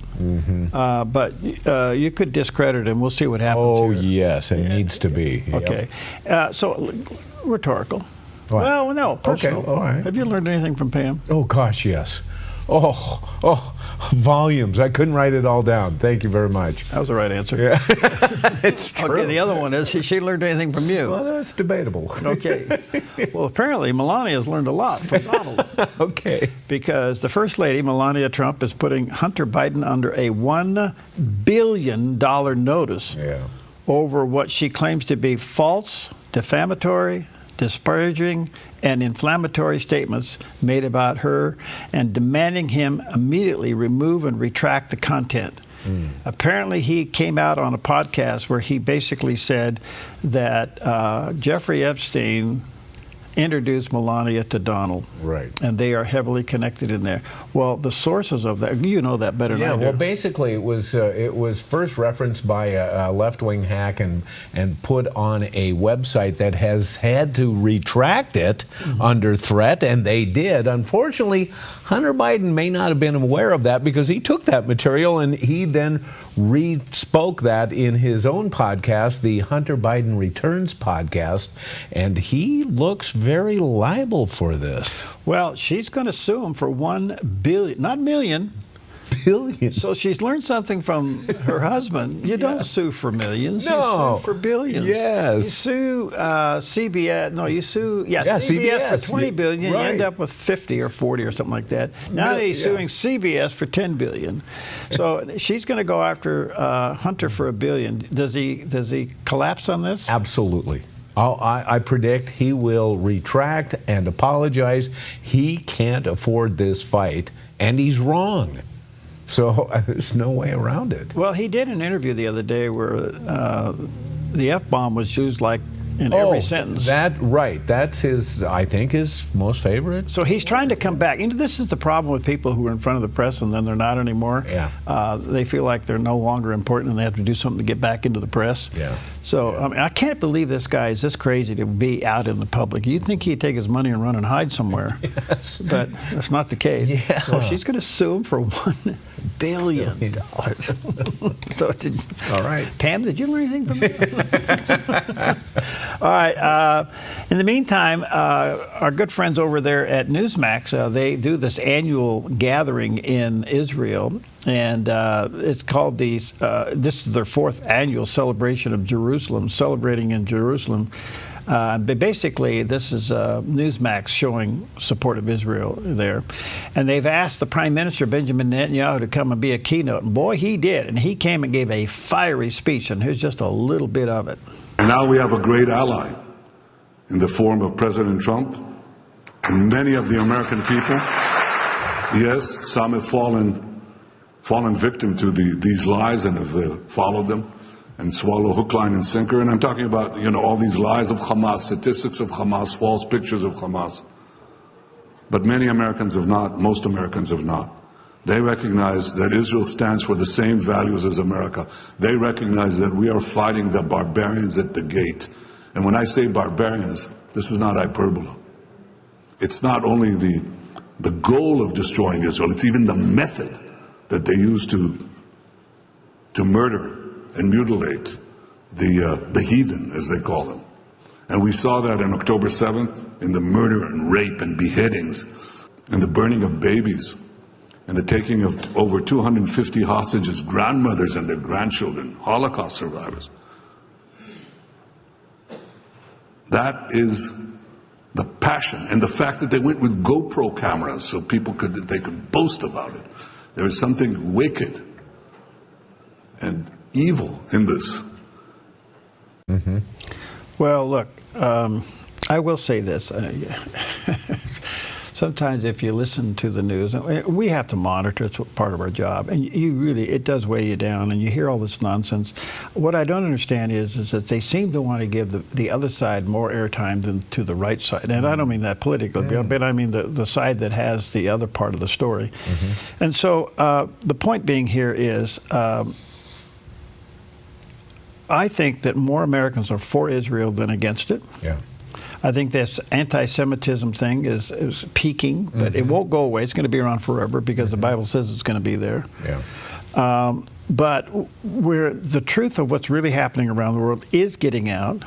the ratings of Fox and Newsmax and other places besides MSNBC, Fox News, CNN, ABC, there are other places out there where the truth is getting out and people are seeing it. Absolutely. And so what he is saying here is, look, you're being lied to, and here's the truth, and here's what's going on. And their humanitarian efforts to the Palestinians has been unbelievable. Yeah. Only to have that stuff hijacked by Hamas and stolen. Yeah. But they're starting to bring the circle in tighter, tighter, tighter, tighter, tighter. We're down to a point now where there's just a handful of these radicals left. And the question is it going to cost the hostage's life to finish the job? Right. We don't know yet, and we have to wait and see. But that's what's happening over there. All right, we'll take a quick break and go buy some popcorn. Okay. I'll tell you why when we come back. Okay. Morning and night, in the good, in the hurt, in the places I hide. When I rise,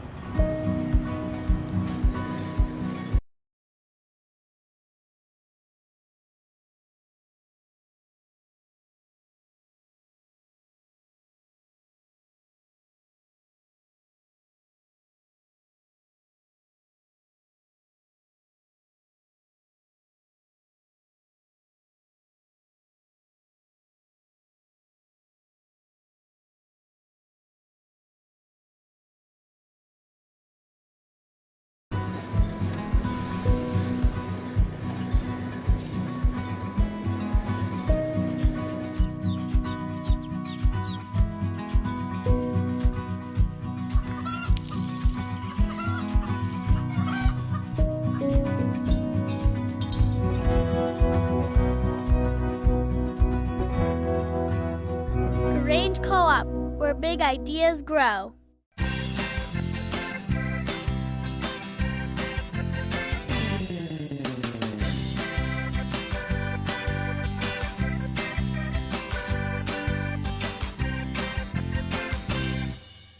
Hi, I'm the SOS Alarm guy, here to tell you about a great deal. SOS Alarm will not only beat any internet deal, but will install the system too. So burglars, beware.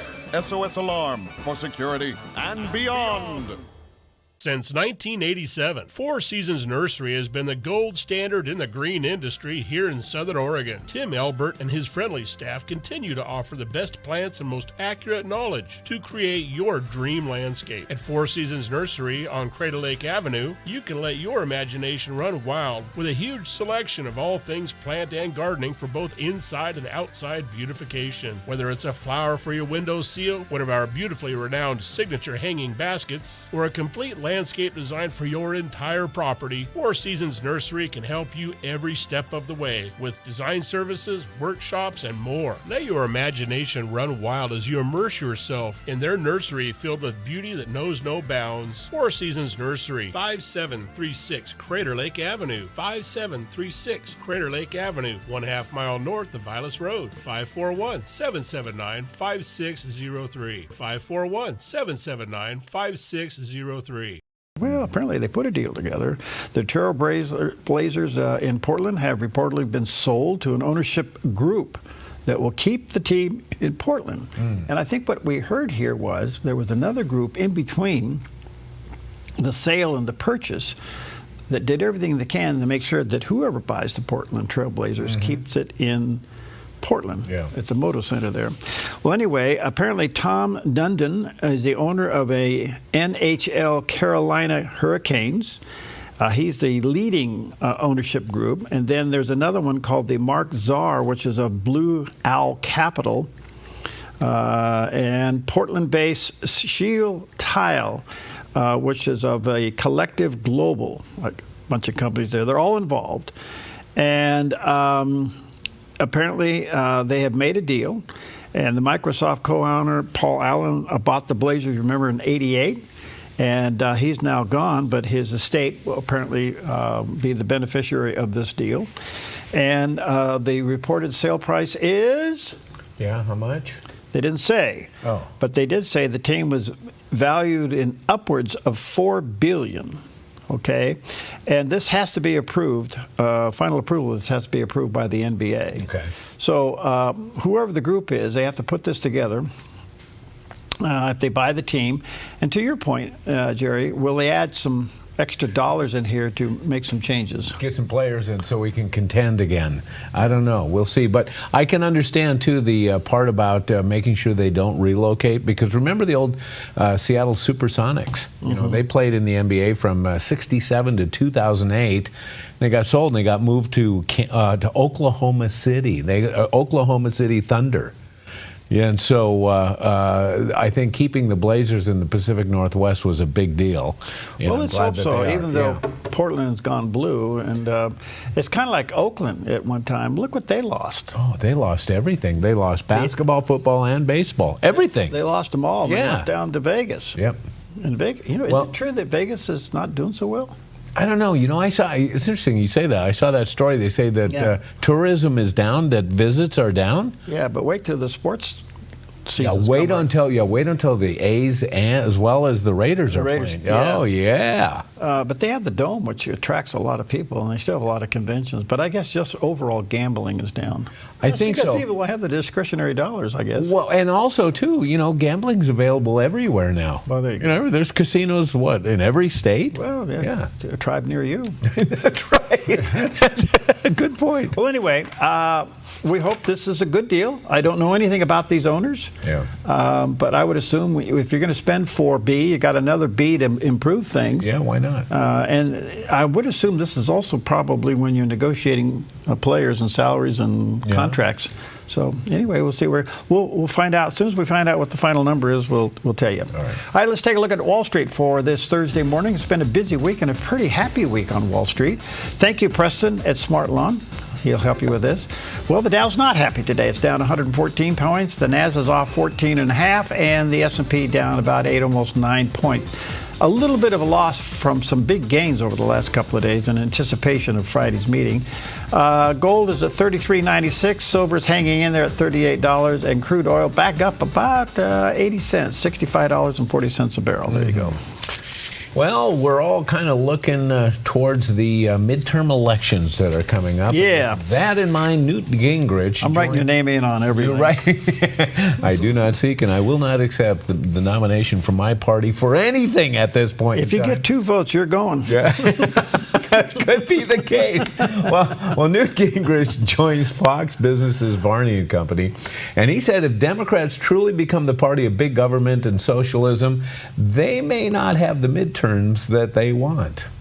Well, I think if the Democrats truly become the party of big government and socialism, which is about a 19% issue, and if they truly remain the party of radical values, which is a 15 to 20% issue, they're going to have an enormously bad, almost a 1934 Franklin Roosevelt kind of election, because people are just going to walk off from them.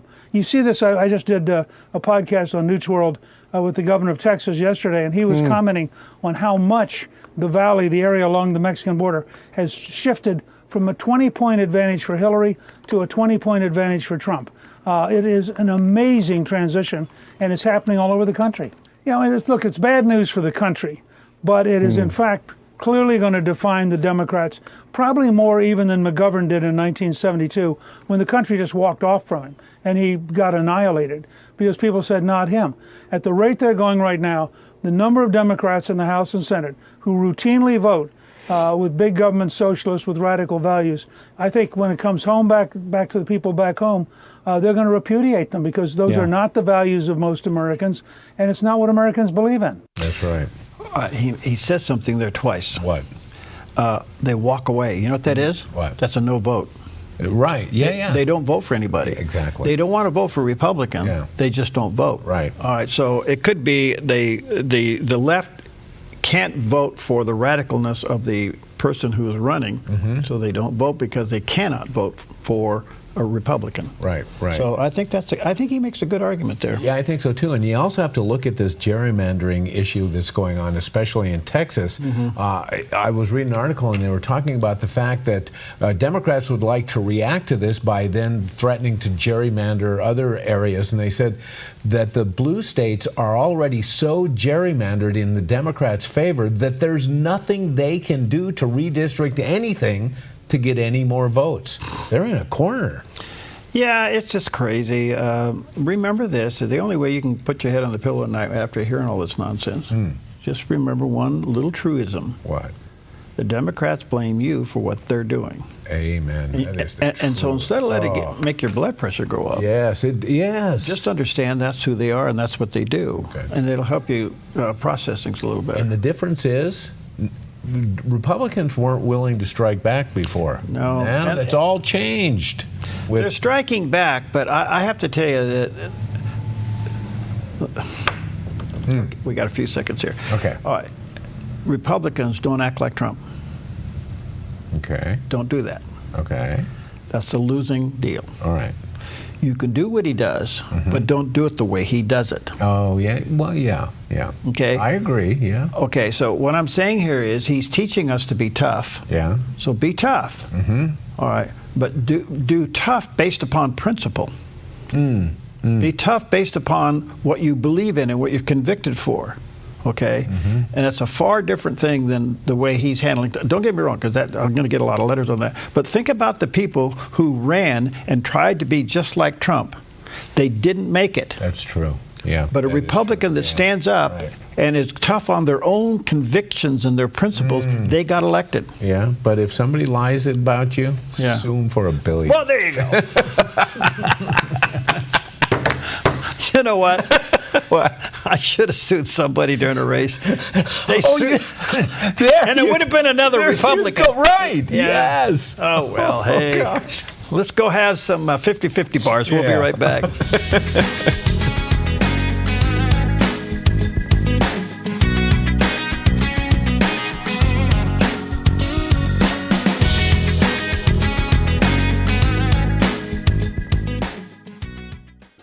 Put your gold in an envelope, mail it. Hopefully you get a check. No. Father and son jewelry, bring your gold in. We weigh it, we check it, we make you the offer. Or turn your something old into something new. Whether it's an idea, a picture, or a piece you want to duplicate, we can melt it down and make it for you. If you find your perfect piece in store, trade your something old for something new, and you always get a little extra. Visit Father and Son Jewelry, 5 generations of family in Medford. Come fall in love with Northridge Senior Living, where contemporary sunlit interiors meet old world elegance. Walk through our lovely hallways and enjoy the fun staff-led activities. Forge lasting friendships with other residents and our exceptional caregivers. Dine in style. Gather near the fireplace under breathtaking chandeliers. Our reasonably priced apartments are spacious with private balconies. Northridge is Christian owned and operated, pet friendly, and only 2 blocks from Asante Rogue Regional Medical Center. On-site 24/7 in-home care is available. We also offer senior adult daycare where your loved one can spend the day with us and the evenings with you. Northridge Senior Living, your home. Clean water is essential to your good health. Ultra Pure Purified Water has been delivering purified, healthy drinking water to the Rogue Valley since 1995. Locally owned and family run, Ultra Pure Purified Water uses a multi-stage process ensuring your delivery of water is 99.8% pure, so your family stays hydrated and healthy. Online at ultrapurewaterinc.com or call 541-734-0828. 541-734-0828. Welcome back. 27 minutes before the hour, and Jerry's still trying to get his car going. Come on, Fred. Hey, I don't have to. Yeah, that's right. I'm not as good on that right side as on my left. I'm kind of veering to the side of the road. I need to get equal pressure. I will tell you one thing, folks, just as a little bit of a tease. Oh, what? Okay. We did buy a new desk for the set. Okay. Okay. Yeah. Had it made for us. Uh-huh. And it's sitting over there. You're right. And you won't hear Jerry do that. Why? Because it's made for you not to do that. Okay. All right, I get it. Okay? All right. Got it, Fred? Yep. Okay. Yabba dabba doo. You know what? You said that.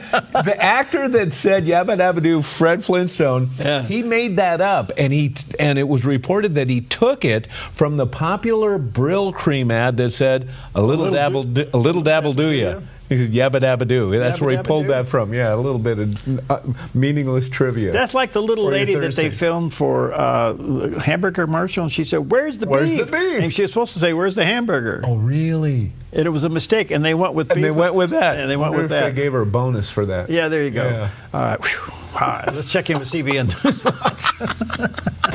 This is CBN Newswatch. We begin this Thursday, August 14th, in the Middle East, where Israel's Prime Minister Benjamin Netanyahu says his country is fighting an historic battle for truth. His statement comes as Israel is being criticized not only in the major media, but also by popular influencers online.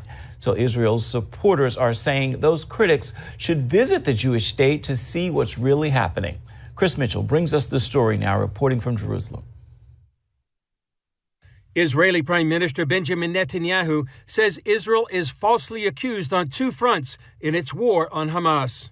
The first front is the actual battle zones. We have sent millions and millions of text messages, phone calls. This has never happened before in a war, that the army that is fighting terrorists in an urban environment calls on the civilians in enemy territory to leave, and the enemy shoots them if they try to leave.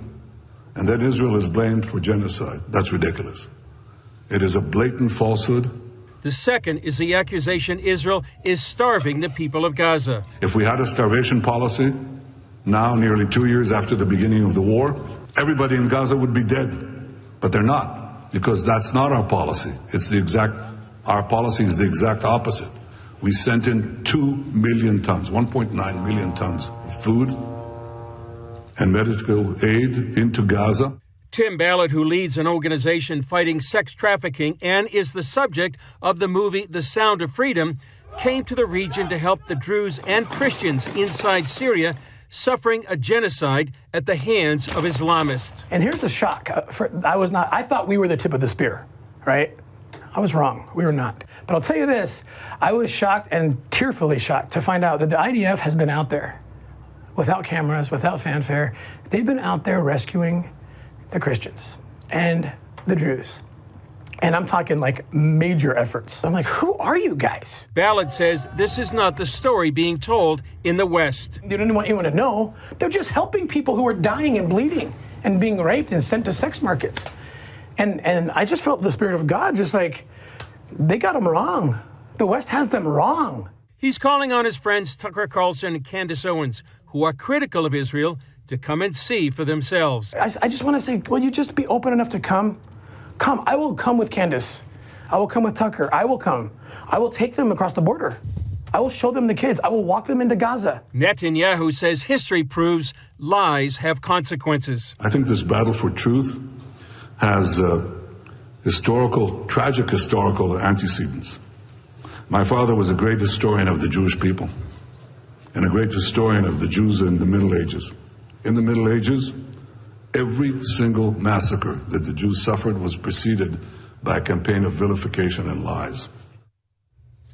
And our Chris Mitchell joins us now with more. So, Chris, it sounds like Israel is taking the war over truth in the media almost as seriously as the actual war against Hamas. Why is this so important?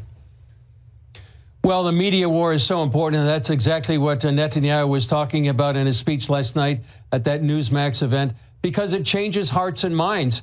You saw the pictures in the New York Times and other publications around the world of these emaciated children, but actually they weren't emaciated because of being starved. They were emaciated because of pre-existing medical conditions like cystic fibrosis. And so those kind of heart-rending images, they can change policies. They can actually change nations and global leaders, national leaders, and what they do. And that's why actually, almost as these images come out, many of these nations like the UK, France, New Zealand, and Australia are calling for a Palestinian state. And so they do have real world consequences. And that's why Hamas itself has a media strategy to manipulate images. There is something called Gaza Wood, where sometimes they actually create their own false videos. And then you can refer to Winston Churchill, who famously said that a lie will get around the world halfway before the truth gets its pants on. So the media battle is nearly as important as the military battlefield. Indeed. Almost since the beginning of the war, there have been warnings about famine in Gaza. What do we know about what's really happening there? Well, there is a IDF information or entity called COGAT, and that's responsible for sending all the aid in from Israel into Gaza. Now, just yesterday, they sent in close to 400 trucks. They have sent about 119 pallets by air. They're actually working on providing clean water to the people in Gaza, and something that's seldom talked about. But yesterday, there were 140 patients that left Gaza for treatment, medical treatment, in a third country. And so Israel is doing many things. Sometimes it's not even well known to help the people of Gaza. And that's what they're doing to make sure that the people of Gaza are not harmed by this war against Hamas. Well, we'll see. Things are continuing. Lots of prayer needed there, and we are admonished in Scripture to pray for the peace of Jerusalem, so Israel. All right, let's take a look at the weather, because it's pretty nice. A look at our weather from Grange Co-op. As temperatures move down, today in northern Oregon and southern Washington, partly sunny with daytime highs near 79 in Vancouver and 80 in Portland, decreasing clouds with highs in the low to mid-80s for Wilsonville and McMinnville. Moving down the Willamette Valley, decreasing clouds with daytime highs in the low 80s for Salem, Albany, and Corvallis, and near 83 in Eugene, with a calm wind becoming west around 6 miles per hour this afternoon. Sunny skies across the central Oregon high desert with daytime highs in the mid-80s around Prineville and low 80s for Bend and Sun River. Sunny with highs in the low 90s around Boise with a light northwest wind. Some patchy fog again this morning along the coast, then becoming sunny and breezy with highs in the low to mid-70s for Coos Bay, upper 60s in Port Orford, mid-50s in Brookings, and mid-60s in Crescent City, California. In southern Oregon, sunny for the Rogue Valley with daytime highs near 90 for Grants Pass and Medford and mid-80s in Ashland. In the Klamath Basin, sunny and mid-80s with gusty afternoon winds from the northwest. Into northern California, sunny with a high near 90 in Wairika, sunny and hot with a high near 100 in Redding, mid-90s in Chico and near 93 in Sacramento with a southwest wind around 6 miles per hour. In the Bay Area, becoming sunny with highs in the low to mid-80s for Santa Rosa and Napa. A chance of morning drizzle in San Francisco, then sunny, breezy, and upper 60s. And today in San Jose, becoming sunny and low 80s. It's a snapshot of your Thursday weather from Grange Co-op. And a beautiful shot of our home, better known as the Rogue Valley. And I'm just trying to guess, that's going to be... 204. What? 205. Is that what it says? Yes, 205.7. All right. 206. I was going to say 215. My glasses are working pretty good. Yeah, good for you. The number we're repeating out there, folks, that's the number from the camera looking out across the, which would be, you know. And it's not that I know, like you do. You don't even have to look at the number. But this particular camera angle has got the numbers that are at the top of the screen, and I can just barely make them out. It just tells you the degree of where that's heading. So if it's 217, is that what it says now? 218? Yeah, 218, yep. Okay, yep. so that's 218 degrees, so it's almost due west. Yep, and like I said, when we had our recent trip, I had my face plastered to the window as we came up to the front of the runway, and I'm looking for the number. I was like, where are we? And it's what is it, 50... What's the end over here? 50? Well, we're 3.2 or 1.4. Okay. Yeah. Oh, okay. All right. So anyway, moving on. Today. Okay. That's okay. Hang in there, Fred. I'm trying, man. My feet are getting sore, though. So, today is the anniversary of VJ Day, which ended World War II. Oh, yeah. On August 14, 1945, news broke that Japan had surrendered to the United States, bringing an end to World War II. The announcement came just days after the second of 2 nuclear bombs were dropped on Hiroshima and Nagasaki, a terrible act of war, but one that many historians believe ultimately saved thousands of American lives by avoiding a bloody invasion of Japan. When the news reached home, America erupted in celebration. Church bells rang, strangers hugged in the streets, and confetti rained down from skyscrapers. In New York City's Times Square, a sailor famously swept a nurse into an impromptu kiss, an image captured in an iconic photo that still symbolizes the joy and relief of that day. VJ Day marked not just the end of a global conflict, but the beginning of a long journey toward peace and rebuilding in a post-war world. In Times Square now, they have a statue of that couple. So, did they ever find them? Well, they say they did, but, their identity couldn't be determined in the photograph. So you have to take the word for, of the person who said, well, that was me. So I think they did, but I don't know. Okay. Yeah. Good stuff. All right. Well, listen, the Christian Institute, located in Newcastle, England, has an amazing story. It's the report of the first birthday of the world's most premature baby. The world's youngest premature baby is now a thriving 1-year-old. Nash Keane was born at 21 weeks, one day earlier than the previous Guinness World Record holder for most premature baby. He weighed just 10 ounces and spent his first 6 months in the neonatal intensive care unit at Stead Family Children's Hospital, Iowa, but is now home. His parents Molly and Randall shared his story. So Nash was in the NICU for 182 days. He had been through 4 surgeries in that time at just 3 weeks old, which was insane to me that a surgeon would want to do surgery on something that tiny. He's been through a lot, but Nash is the kind of kid that just is so chill. Like, if I could explain Nash during the NICU journey, it would be him with his hands behind his head, just like sitting there like, what's next? The whole experience has taught me that, like, the true meaning of strength and resilience. These tiny babies are so strong and so resilient, but so are we. Like, you don't realize how strong you are until you're in a situation like that. Amazing. Man.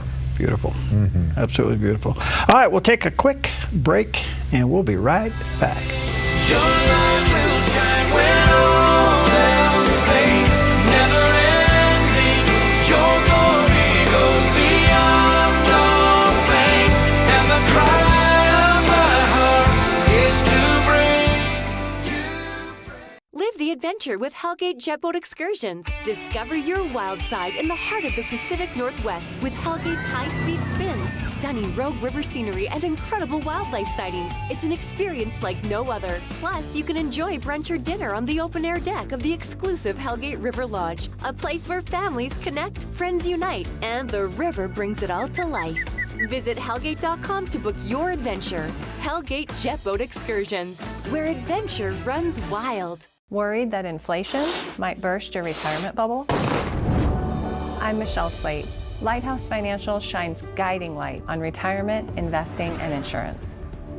Helping you navigate the stormy seas of retirement, Lighthouse stands tall as a beacon of hope, offering you wise counsel and biblically responsible investing. Lighthouse Financial. Call us today, 541-494-1034. Finding that next great series to binge watch is fun, but your neck, shoulders, and body don't count that as me time. Hi, I'm Tamara Miller, owner of Organic Element Spa, and I invite you to put down the remote, get off the couch, and schedule yourself some real me or we time with your favorite service, like one of our many massages, couples massages, or facials. Your health, safety, and comfort are always top priority with us at Organic Element Spa. We can't wait to see you. Book your appointment today. How can Christian parents train their kids to know and follow God's design for sexuality in a culture that increasingly rejects it? Join us as we uncover the damaging misinformation being fed to your children on sexuality and gender identity, and learn effective strategies for grounding them in biblical truth with confidence and grace. Join me for the John Ankerberg Show weekdays at 4 o'clock right here on theDove TV. It'll be encouraging and informative. Good morning. Welcome back. 10 before the hour. So, who is in control of Washington, D.C.? It doesn't have a governor. Oh, yeah, okay. It has a mayor. Right. It has a chief of police. Yeah. Oh, it has a president. Well, see, but but he doesn't rule Washington, D.C. So it's a district and not a state. Right. So the president has engaged the National Guard to go in there and work with the police force. At first, there was a lot of opposition. Now the mayor and the police chief have both acquiesced and said this is a good thing. Okay. We're getting crime solved. By the way, did you know there were 49? There's been 100 arrests in 2 days, 49 just last night. Yeah. And they're catching people, I mean, almost like in the act. It's an amazing thing. So I asked John O'Connor, former federal prosecutor, I said, are you aware? How does this work? At what point, and I understand that the National Guard can only be in there at 30 days, and after 30 days, I guess there has to be some kind of legality done in order to keep them there. It has to be by Congress. By Congress actually is running. Congress can't run anything, and it's going to run Washington, D.C. So anyway, here's John's response. It's a little bit more tricky than that because Congress is legislated, and Congress is supposed to be the governing authority, which is a real odd situation. A legislature should not be governing anything. The legislature can't run a lemonade stand, and now we have them make rules for D.C. It doesn't make sense. It really probably should be under the executive branch. I don't know why it wouldn't be. But at least Trump has this emergency ability to come in and take over the police for 30 days at least. The 30 days is not a time limit. It's just an emergency power. So I think he'll stay in there. Now the question is, can you get permanent rules there? And what I don't know is who sets the rules. For instance, they have cashless bail.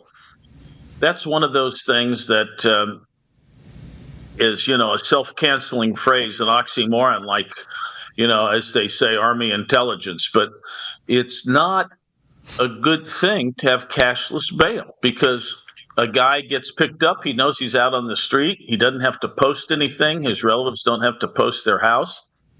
Bail is a big deal. Bail is a real big deal. And so that's just one thing. And then, of course, arrests are not being really aggressively pursued, and investigations are lax. So a big kick in the keister is a good thing for D.C. I just don't know how much permanently is going to come out of this. One of the things I think they've figured out is that D.C. is underfunded in its police department, or at least is underfunded. So hopefully this will happen, but we need a little bit more Rudy Giuliani style stop and frisk type of thing. I know they're picking up handguns right and left right now, just in these last couple days.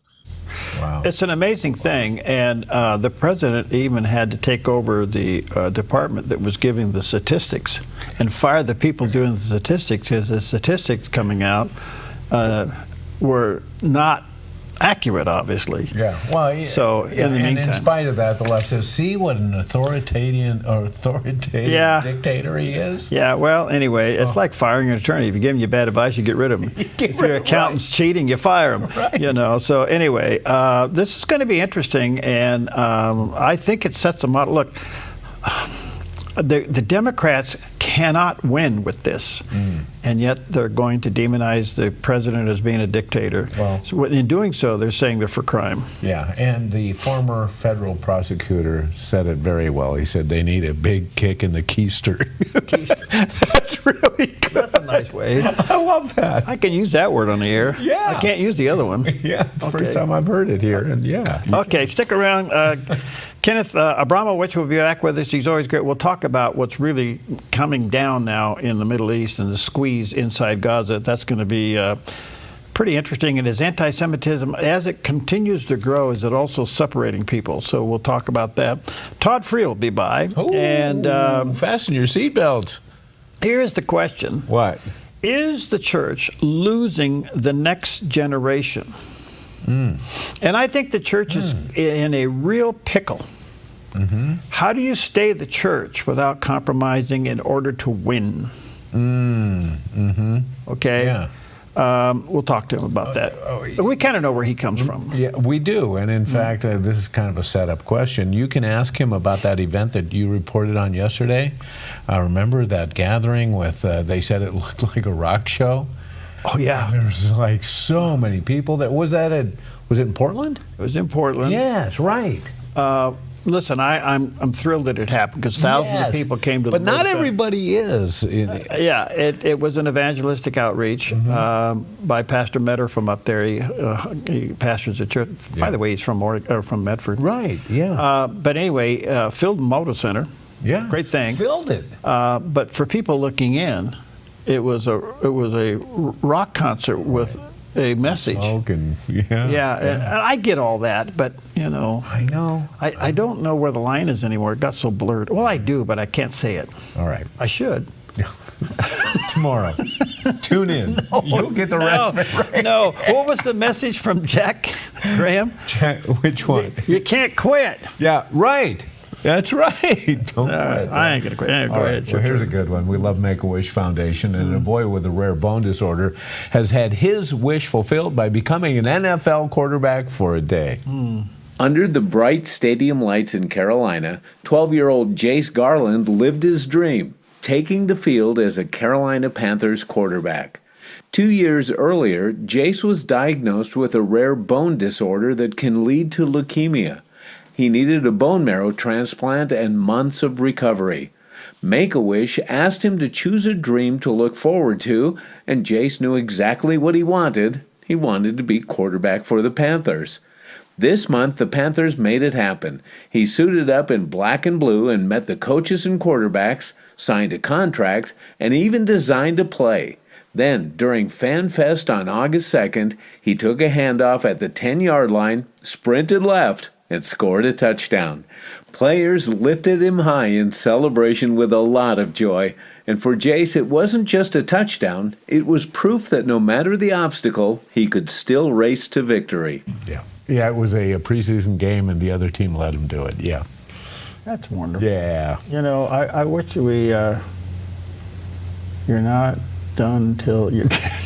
You're not done till you're dead. Thanks, guys. That's the message. Okay. Take with you Psalm 27, verse 1. The Lord is my light and my salvation. Whom shall I fear? The Lord is the stronghold of my life. In whom shall I be afraid? Great scripture today, Psalm 27, verse 1. Take that with you. Be careful out there. Yes, it's cooler, but it's still very, very dry. Extreme fire danger. I see a rose in bloom.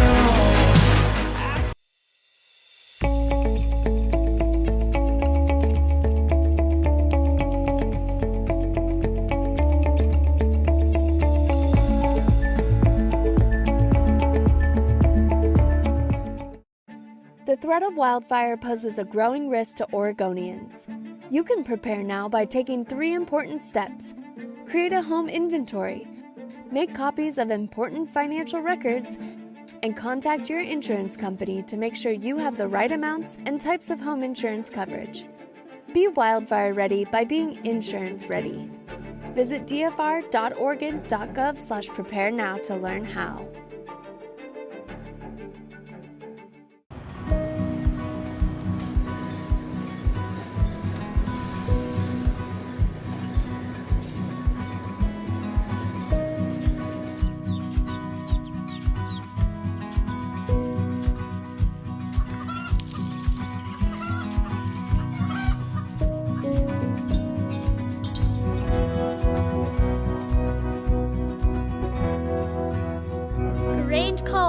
Where big ideas grow. Finding that next great series to binge watch is fun, but your neck, shoulders, and body don't count that as me time.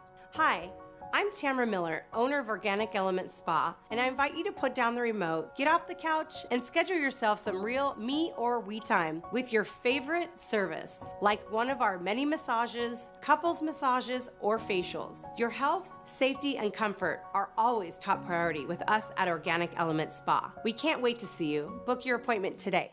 Perry Atkinson. I learned this from the late Rush Limbaugh. I interviewed Rush Limbaugh a couple of weeks before we moved to Southern Oregon in 1983. And I asked Rush Limbaugh the question, I said, what is the key to your program? And he said two things. He said, one is be comfortable in making fun of yourself and having a good time. And the other one is, when you have a guest on, remember they're the star, you're not. It always stuck with me. My sense of identity just went out the window. I never thought in a million years that suicide would become a temptation. But what happens is the pain is so great. It's not that you want to die, but you do want the pain to stop. The one thing I remember the Lord saying to me in his still small voice in my heart was, nothing that you fear is true. Thursday on the 700 Club, right here on the Dove TV. You're watching the Dove TV, encouraging and informative for Southern Oregon and the Rogue Valley. Seen on KDOV 18, KDSO 24, and these Dove TV affiliates.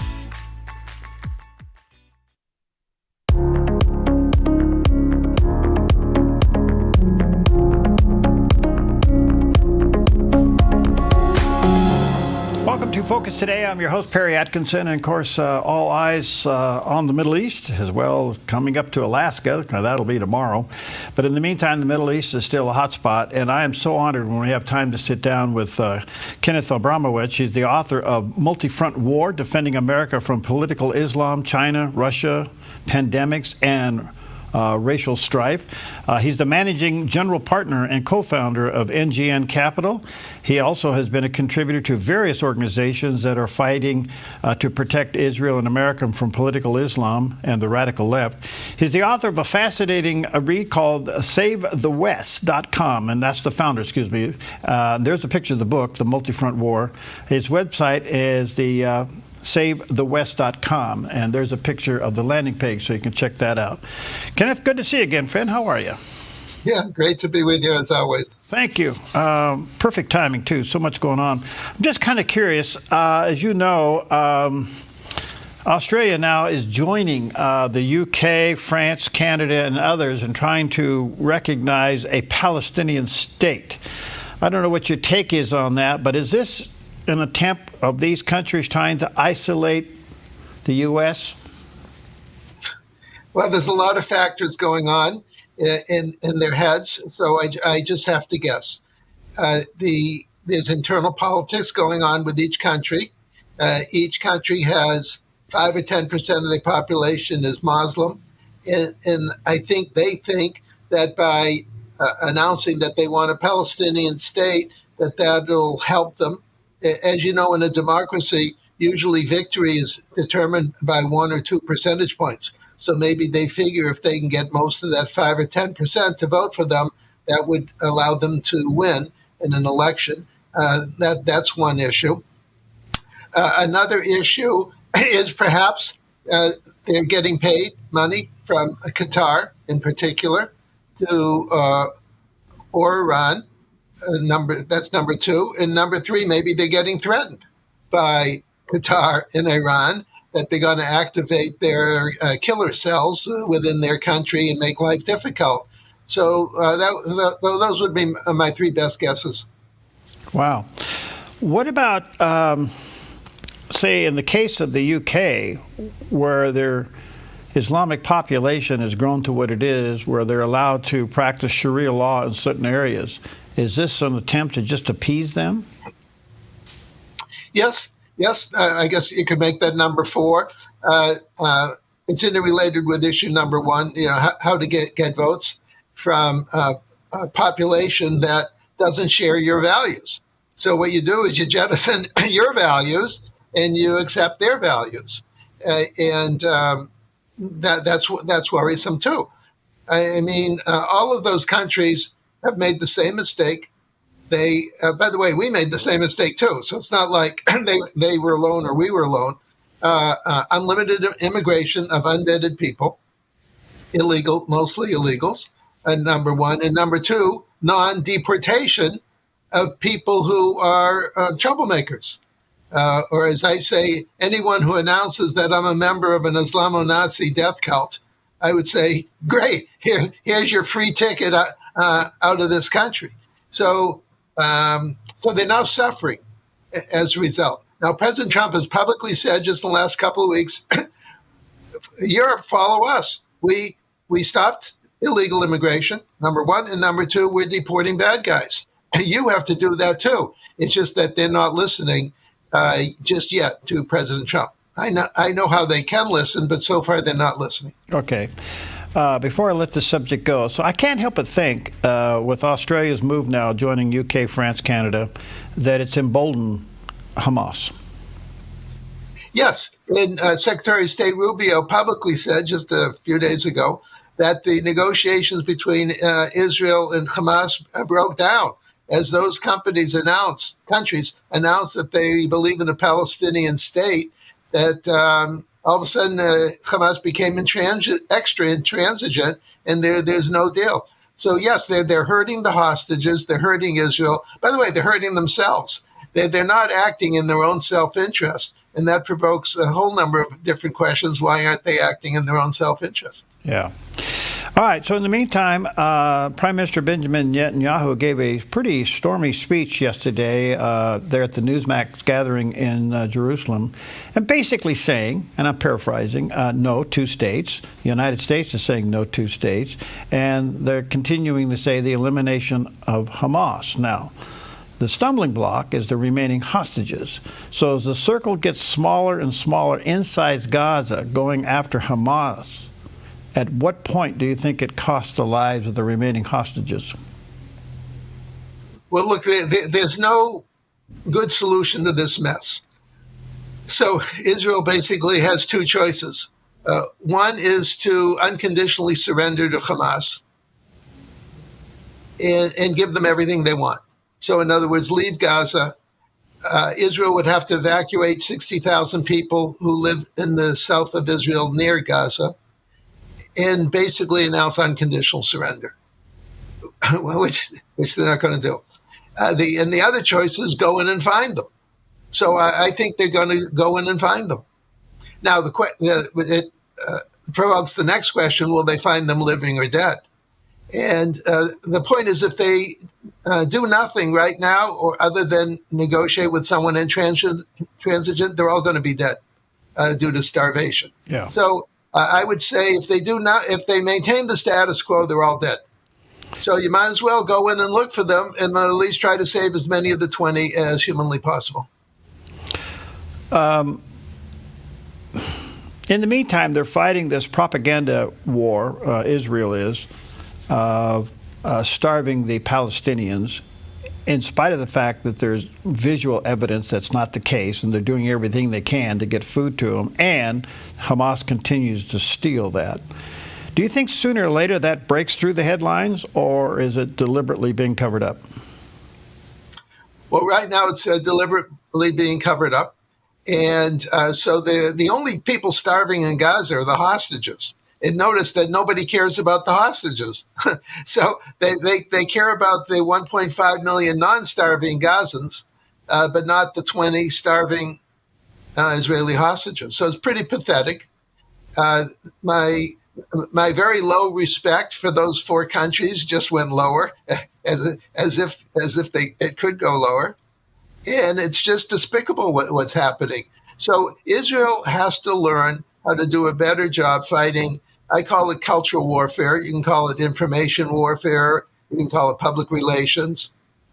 But Israel has to do a better job. And by the way, so does America, and so does every democracy. Mm-hmm. Democracies are not good at fighting cultural wars. Bad guys are great at fighting cultural wars, and that's because they're organized to do that with a minister of propaganda. We don't have a minister of propaganda. I would call it minister of truth, a minister of cultural preservation. So there's other words than minister of propaganda, because we tell the truth and they lie. And so we all have a deficiency on this score. You have expressed that so well in the past, and I appreciate that. And that does bring up an interesting question. Why hasn't the president, even though he has strong support for Israel, why hasn't the president gone to the press and said, look, Hamas is stealing the aid that's going there? Why hasn't the president picked up Netanyahu's defense of what's really going on inside Gaza? Well, there's a few things that are required, but let's say, to make it simple, let's say two things. If President Trump called me, just pretend, or Prime Minister Netanyahu, it's the same response. Number one, you, Mr. Leader, you're the best spokesperson that each country has. Use your microphone. Raise your voice. Start attacking, not physically, that's for the military. Start verbally attacking the enemies much in a much more powerful way. So that's a comment for both of them. The second thing, if they were here, just pretend, I would say, and hire someone really, really smart, really, really good to be your Secretary of Cultural Preservation. That's the best term I have for it. And hire, just to give you an example, Newt Gingrich or Mark Levin. Just pretend that they were willing to do the job.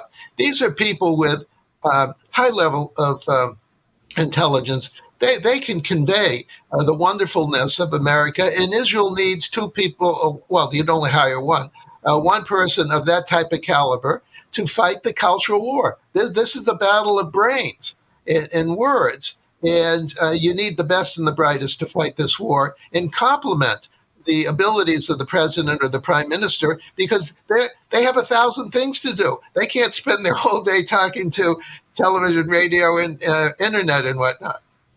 Yeah, that's a great suggestion. A great suggestion. One other question before I take a break. I want to come back to these countries, especially Australia now, because the prime minister there says the move is, to protect human rights and stuff like that.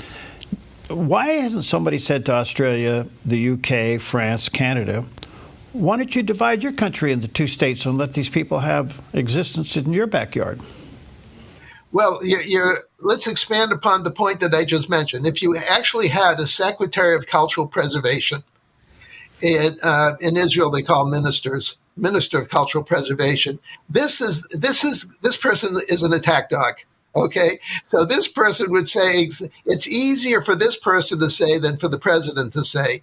This person would say, yes, okay, you four countries, you want a Palestinian state, go set one up. You have a big country. What are you waiting for, you morons? You do it, if that's what you believe. That's a way of fighting. Now, another thing this Secretary of Cultural Preservation would say, you four countries, you're systemically human rights violators. You are violating the rights every day of the 90% of your population that's Christian and the 1% that's Jewish. And you're protecting the 9% that are Muslim. You cannot continue to undermine Christianity and Judaism and disrespect the rights of 90% of your population, and then go to the next stage. And I'm going to advise the president to start putting sanctions on you, because we do not like to have, so to speak, allies who are human rights violators like you. Beautiful. So do you think Israel, Prime Minister Benjamin Netanyahu is now at that line in the sand that they have to go in and finish the job? I think he's come to that conclusion. I mean, that's the logical conclusion. It's uncomfortable because, as you know, when you're the leader of your country, you're responsible for everybody. So you're responsible for the 20 hostages that are living. You're responsible for the remains of the 30 who are not living. You're also responsible for your soldiers who are fighting. And you have to make trade-offs. And there's no wonderful trade-off. But if you do nothing or maintain the status quo, the 20 will be dead. So that's unacceptable. Status quo is unacceptable. So therefore, you have no choice, and try to find them and kill the bad guys faster than they can kill the good guys, and hopefully some of the 20 can come back through brute force. Yeah. One last question, Kenneth, and that is, why have we let Iran just sit there idle? You know they're reloading. Why are we allowing this to happen?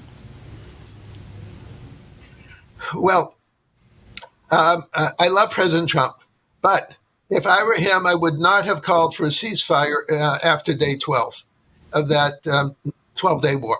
Iran was on its heels. The regime was tottering.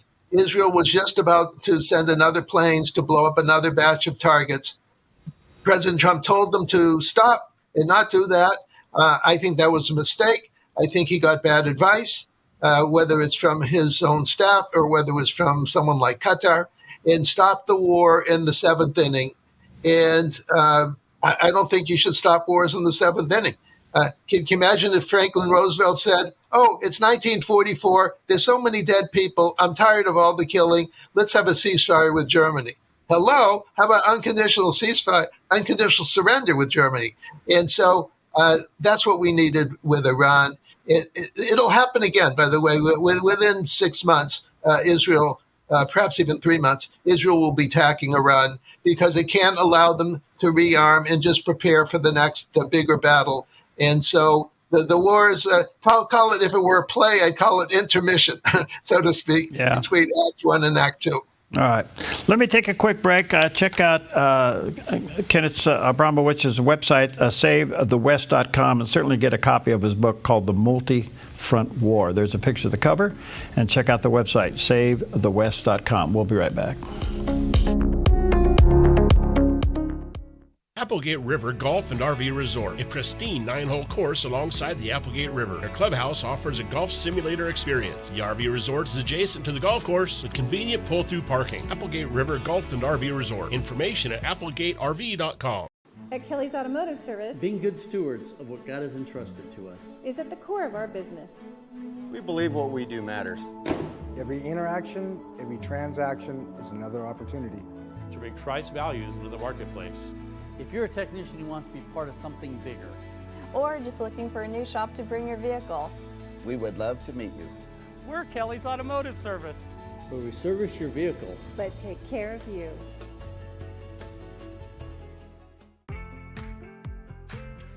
From top home sellers in the Valley with John L. Scott, to making RV consignment effortless. American RV, where Team Toner gets your RV sold fast. Get ready to experience evangelism like never before. What did you have to do to come back like this? Each time you come back, you get closer to God. Ray, tell us about your past life as a Chihuahua. Winner the Master on the Dove TV delivers thought-provoking interviews between their dynamic co-host team and captivating witnessing encounters. Have you ever read the Bible? I read the first page. You ever got past this page? Tackling hard questions with biblical wisdom and bold street witnessing that will leave you inspired and equipped to share your faith. So, hey, why should I let you into my kingdom?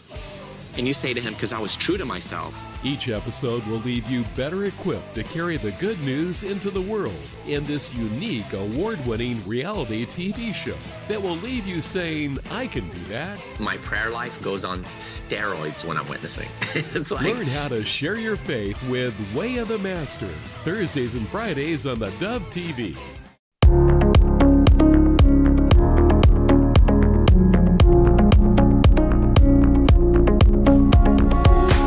Okay, welcome back. It's always an honor to have with us Kenneth Abramowicz. He's the author of The Multi-Front War, and he manages a website and the founder of SaveTheWest.com. And there's a picture of the cover of the book, and there's a picture of his landing page. Again, Kenneth, thank you for your time. I value it greatly. You're really such a great thinker, and you help us think good, too. I want to move your attention to the big meeting tomorrow. And they're already saying they're calling for meeting number 2. So that's hopefully to de-emphasize some major things happening for meeting number 1 with President Putin and President Trump. I think there's a couple things we have to keep in mind here is that this meeting is happening because President Putin requested it, but it is happening in the United States. That means Putin is willing to leave Moscow and come to Alaska. And there's so much on this one. I don't know. Let me just stop here. What's your initial take on this? Well, I think President Putin was logical to want to have a meeting with Trump. I think Trump was logical to agree to it. I thought the place that they picked, which is always very important in political circles, was good. I'm not a big fan of having the two of them meeting in Saudi Arabia or something like that. What does Saudi Arabia have to do with this? Yeah. So this is an issue between America and Ukraine versus Putin. And so I think so far, so good. I'm hoping that their staffs, both President Trump and President Putin, have done 90% of the work. In other words, the last thing you need is a shout, this wonderful meeting, and then everyone yells at each other and threatens each other. That's pretty dysfunctional. So hopefully the staffers have come to some agreements about something so that the meeting at least can be called a success from both countries' point of view. They obviously cannot resolve all the issues. The gap is too wide between what Ukraine wants and what Russia wants. So if the staff did their work, there'll be at least some things of positive nature. And your point about discussing a second meeting is very wise by the organizers, because the gaps are wide. And it'll take a lot of arm twisting, particularly Russia, to get those gaps to close. All right, so there seems to be some obvious things on the table. Ukraine is not allowed to join NATO. It's still going to be in question as to whether or not they join the UN.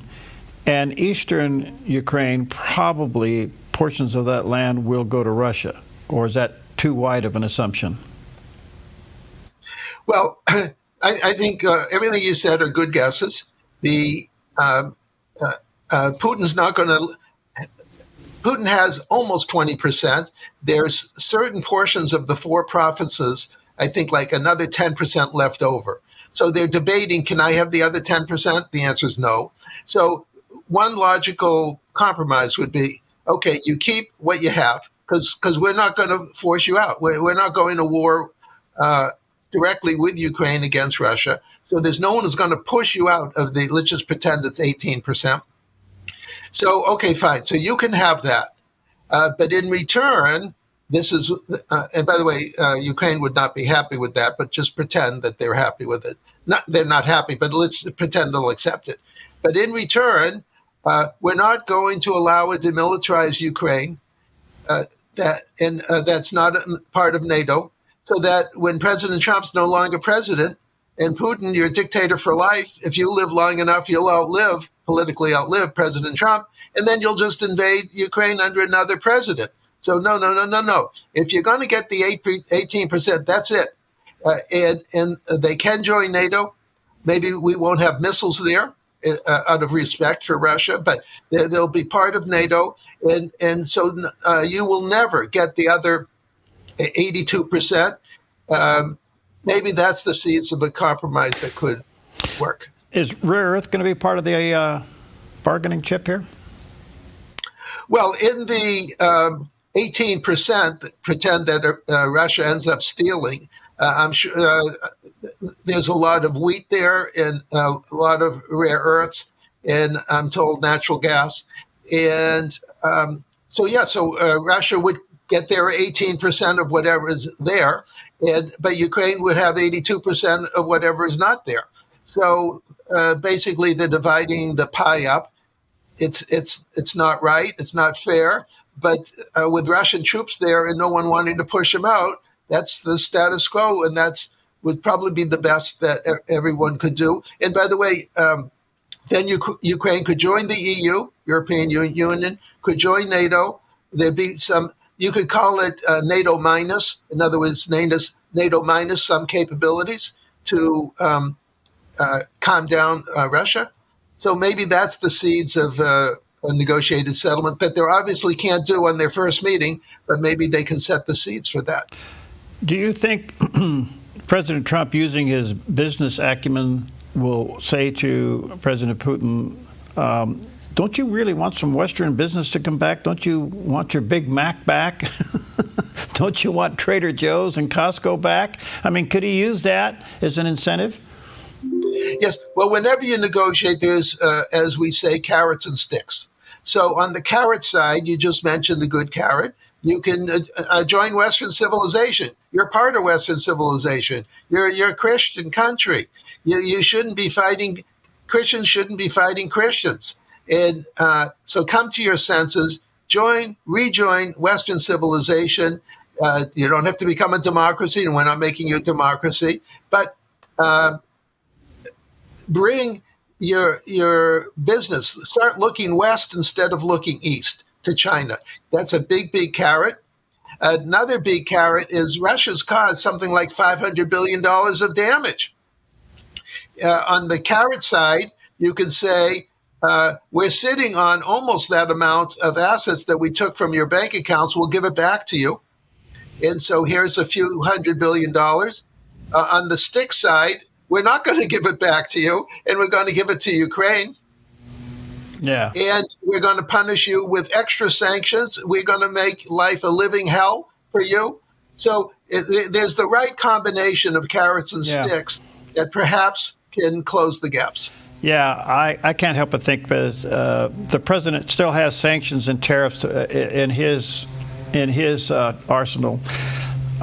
Back to the eastern part of Ukraine just for a moment, because you never hear about this in the press.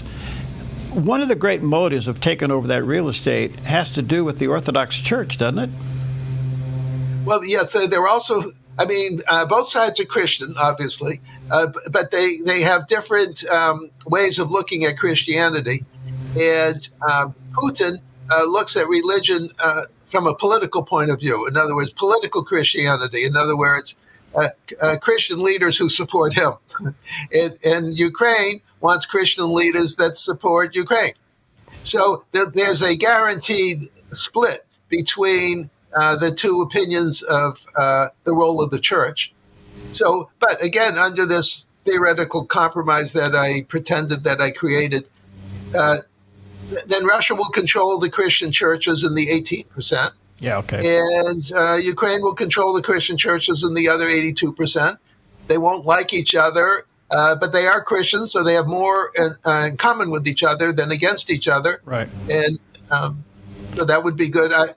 As I say, the Christians shouldn't be fighting Christians. And I don't like when Jews fight Jews. They should. We, Western civilization, should fight our real enemies, not ourselves. Great point. So, at the end of the day, what happens to Zelensky? I mean, he's going to be forced to take whatever this deal is going to be. I mean, they're going to allow him to come to a meeting and talk a little bit. But does he really have the power to negotiate, number one? And number two, whatever they settle with, does he survive the next election in Ukraine? Well, that's a great question, and it's a great question for both of them. In other words, both of them have the power to negotiate. But the next question is, do they have the power to stay in power after they negotiate? And so if one of them is perceived as a loser in their country, it can be the end of them. And Zelensky's publicly said, after I negotiate a deal, he's publicly said, I'm not an impediment to a deal. After we negotiate a deal, I'll step aside. But you know, with Russia, it's a little different. When you negotiate in a dictatorship, and you, in quotes, lose, whatever the definition of lose is, you can get killed. You know, it's not a question of, oh, I'm stepping aside, I'm going to retire, send my pension checks to the local city bank so I can take the money out of my ATM. No. The knives are out for you.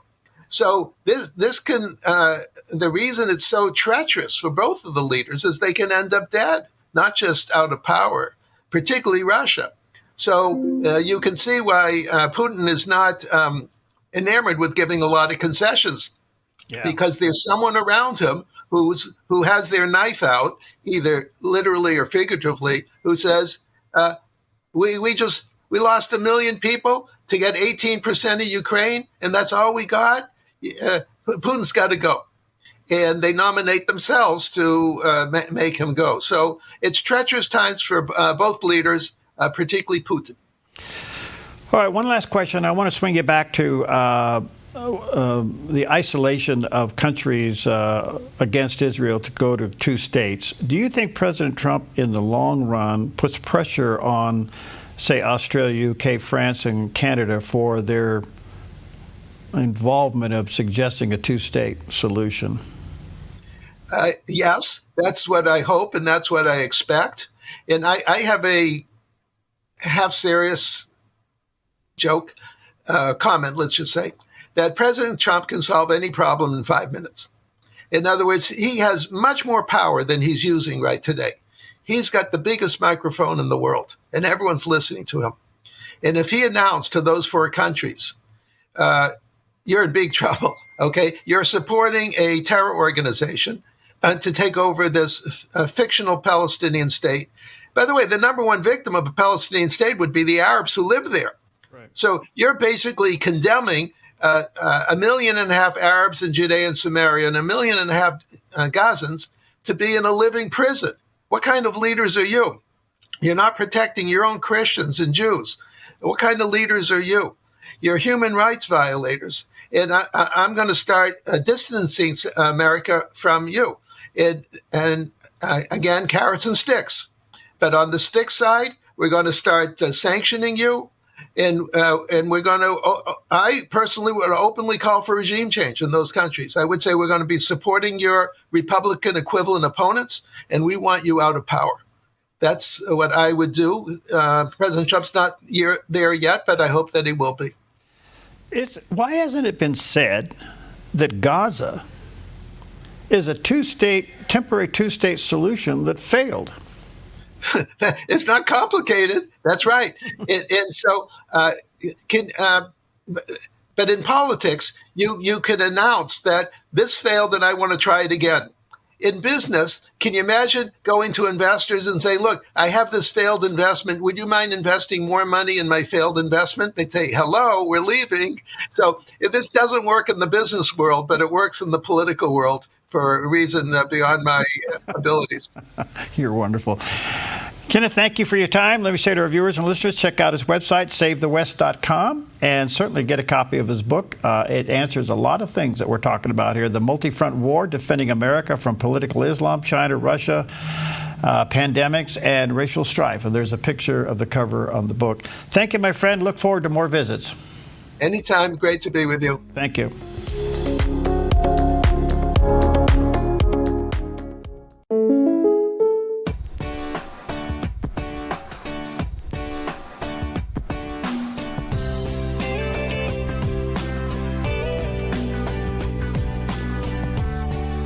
Combining your home and auto insurance could save you time and money. And who doesn't like that? Want surprisingly great rates on auto, home, and life? Now's the time to call State Farm agent Rory Wold in Medford. Like a good neighbor, State Farm is there. Life is complicated enough. Why worry about what to do with your extra car?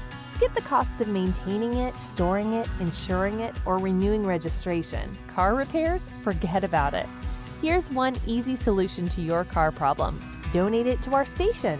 It's fast, free, tax deductible, and if you donate, you're going to feel incredible knowing you're supporting quality programming. Interested? Just call this toll-free number or donate online. Thank you. Looking for an all-inclusive experience? Take an unforgettable ride along the wild and scenic Rogue River with Hellgate's high-speed spins, stunning Rogue River scenery, and incredible wildlife. Then, kick back and relax with our all-you-can-eat brunch or dinner at the Hellgate River Lodge. Whether it's family fun, a weekend with friends, or a romantic trip for two, Hellgate makes it easy to turn a wild ride into a local's vacation. Book your adventure now at hellgate.com. Hellgate Jet Boat Excursions, where adventure runs wild. In doing 21,000 interviews, you cover multiple topics.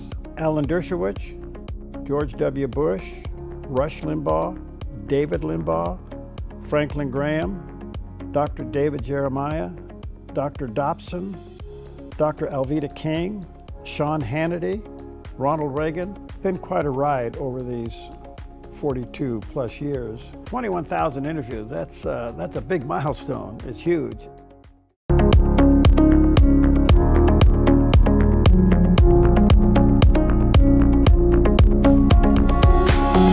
Welcome back. Always look forward to a time where we get to sit down with our good friend Todd Friel. He's the executive director of Fortis Institute. He's the host of Wretched TV and Radio.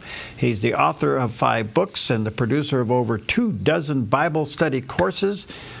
Todd and his team produce some of the greatest content that we have in media, and you can go to his website, fortisinstitute.org. And there's only one way to introduce Todd Friel.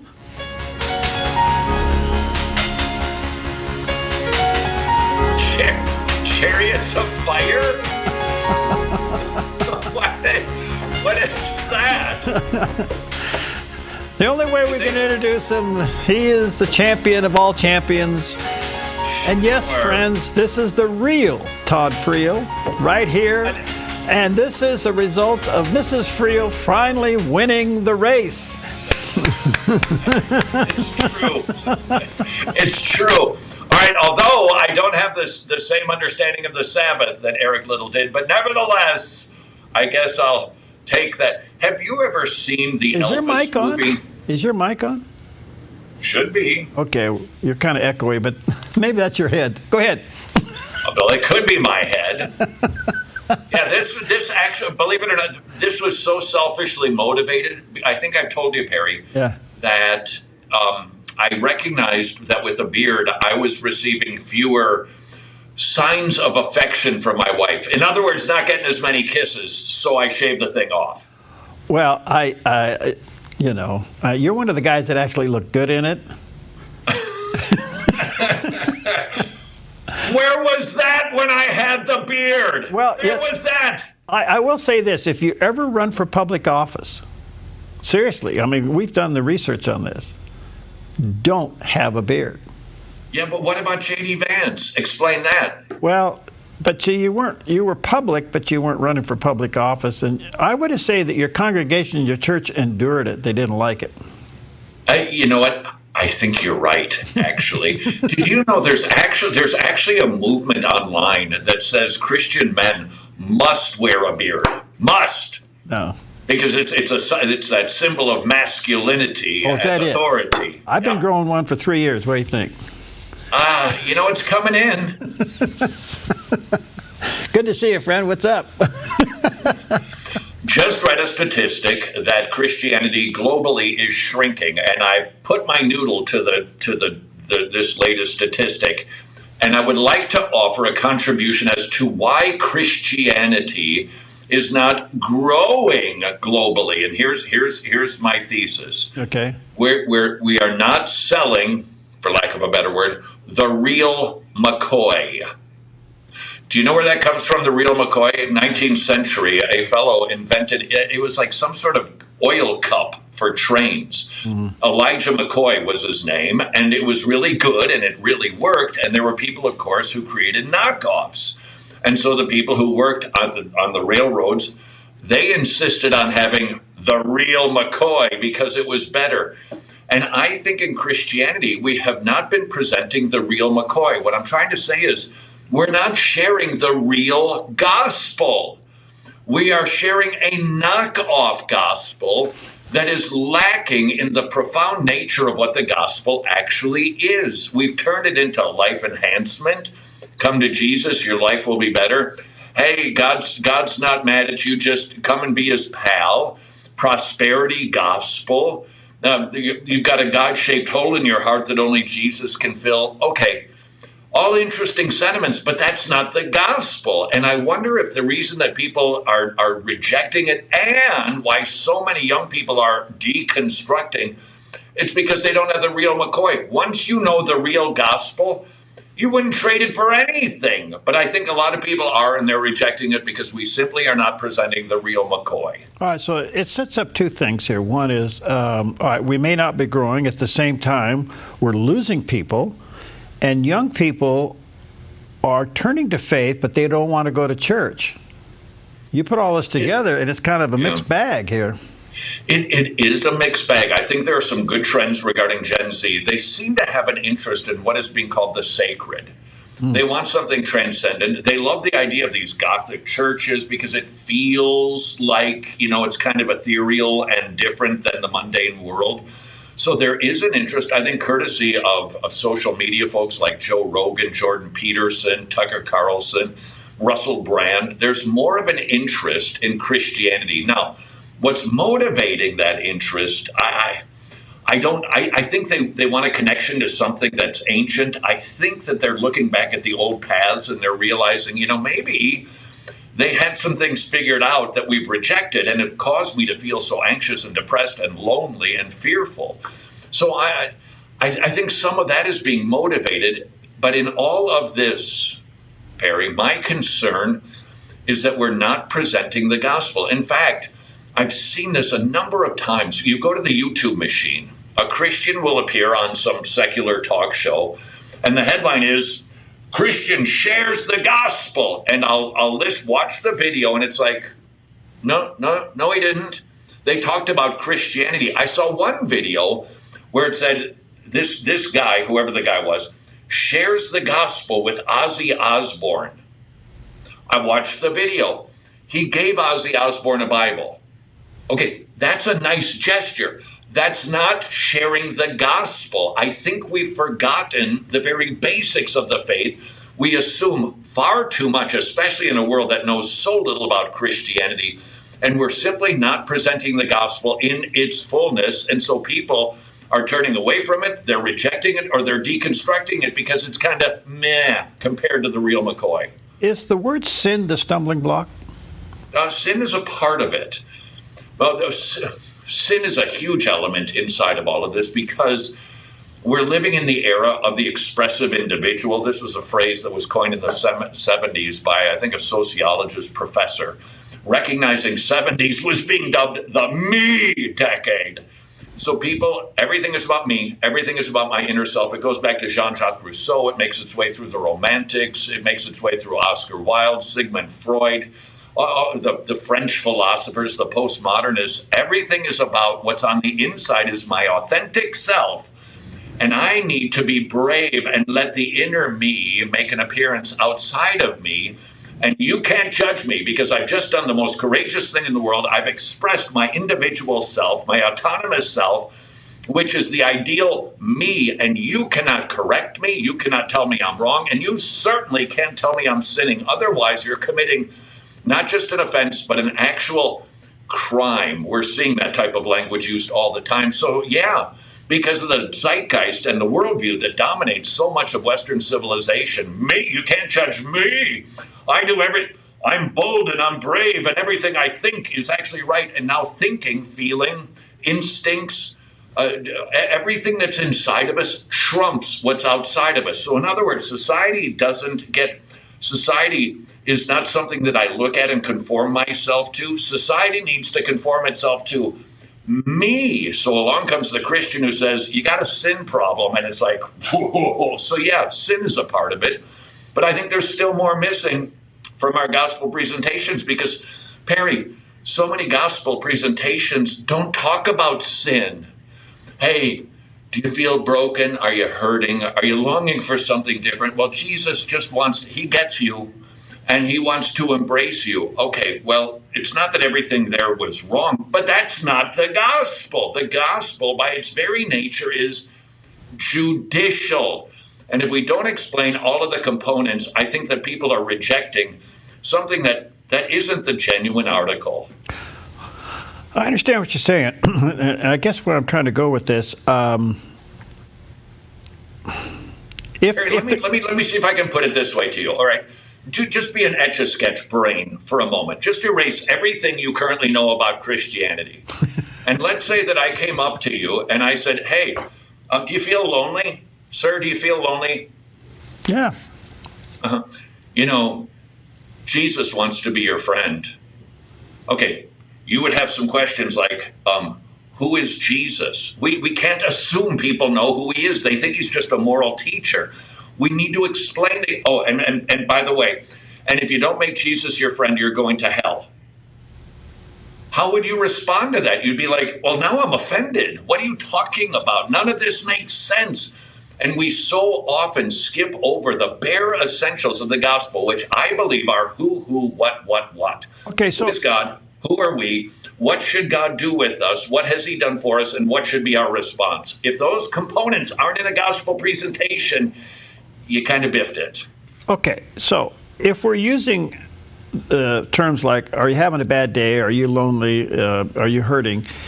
if we use those as, forgive me here, I don't know any other term to use, but if we're using those as bait, what I'm hearing you say is we stop, we don't go far enough. Yeah, we don't set the hook. We don't set the hook, so to speak. Well, what you're describing are real. People are lonely. They are hurting. Does Christianity fix that? Absolutely. But is that the gospel? Is the gospel come to Jesus and he'll keep you from being lonely. He'll help you have more purpose and you won't have as much anxiety. Well, those are fruits of the gospel. Those are benefits, but that isn't the actual gospel. You must come to the King on bended knee in repentance and faith to be saved from the wrath that is to come, because we're lawbreakers and God is holy, righteous, and just. And Jesus paid the fine for sinners like you and me. So we must humble ourselves, come to Jesus in repentance and faith. And hey, here's a bonus. He's going to start to fix you. He's going to put the broken pieces back together again. He's going to help your thinking. He's going to help you from feeling lonely, because he's going to plug you into a local church and you're going to be surrounded by people who love you. Life will start to make sense. But step number one is repentance and faith in Jesus Christ to be saved from the wrath that is to come. All right, let me take a quick break. Check out fortisinstitute.org. That's Todd's website and books. Boy, they got so much going on now. I want to talk about this when you go back. You got more avenues of outreach than any one person I know. fortisinstitute.org. And now that we can talk to them because we see all of them, we'll be right back. Spring is around the corner and summer is on its way. With fire danger biting at its heels, flammable blackberries and underbrush will grow like gangbusters and sprout fire danger in no time. A wise property owner knows the best time to take care of fire danger is to extinguish it before it gets started. GMV Forestry, LLC can help you protect your property with adequate fire brush clearing to fireproof a zone around your precious property. With over 35 years experience, GMV Forestry LLC has the knowledge, experience, and all the equipment you need to get the job done right, offering a wide variety of services like mulching, field mowing, snow removal, driveway clearing, ditch cleaning, gravel delivery and spreading, driveway sweeping, logging, and more. GMV Forestry LLC does it all, and they do it right. GMV Forestry LLC, the team you can trust. 541-660-6445. 541-660-6445. A ministry moment on the Dove. Because Christ is in our relationships at home, there should be a new quality to that relationship. It doesn't always happen all at once, but it happens along the way. As we submit ourselves to the Lord, as we should become better husbands and better wives and better parents and more obedient children and better workers and better bosses. Why? Because Christ is in the equation. Christ is everything. The title of this series is Christ Above All.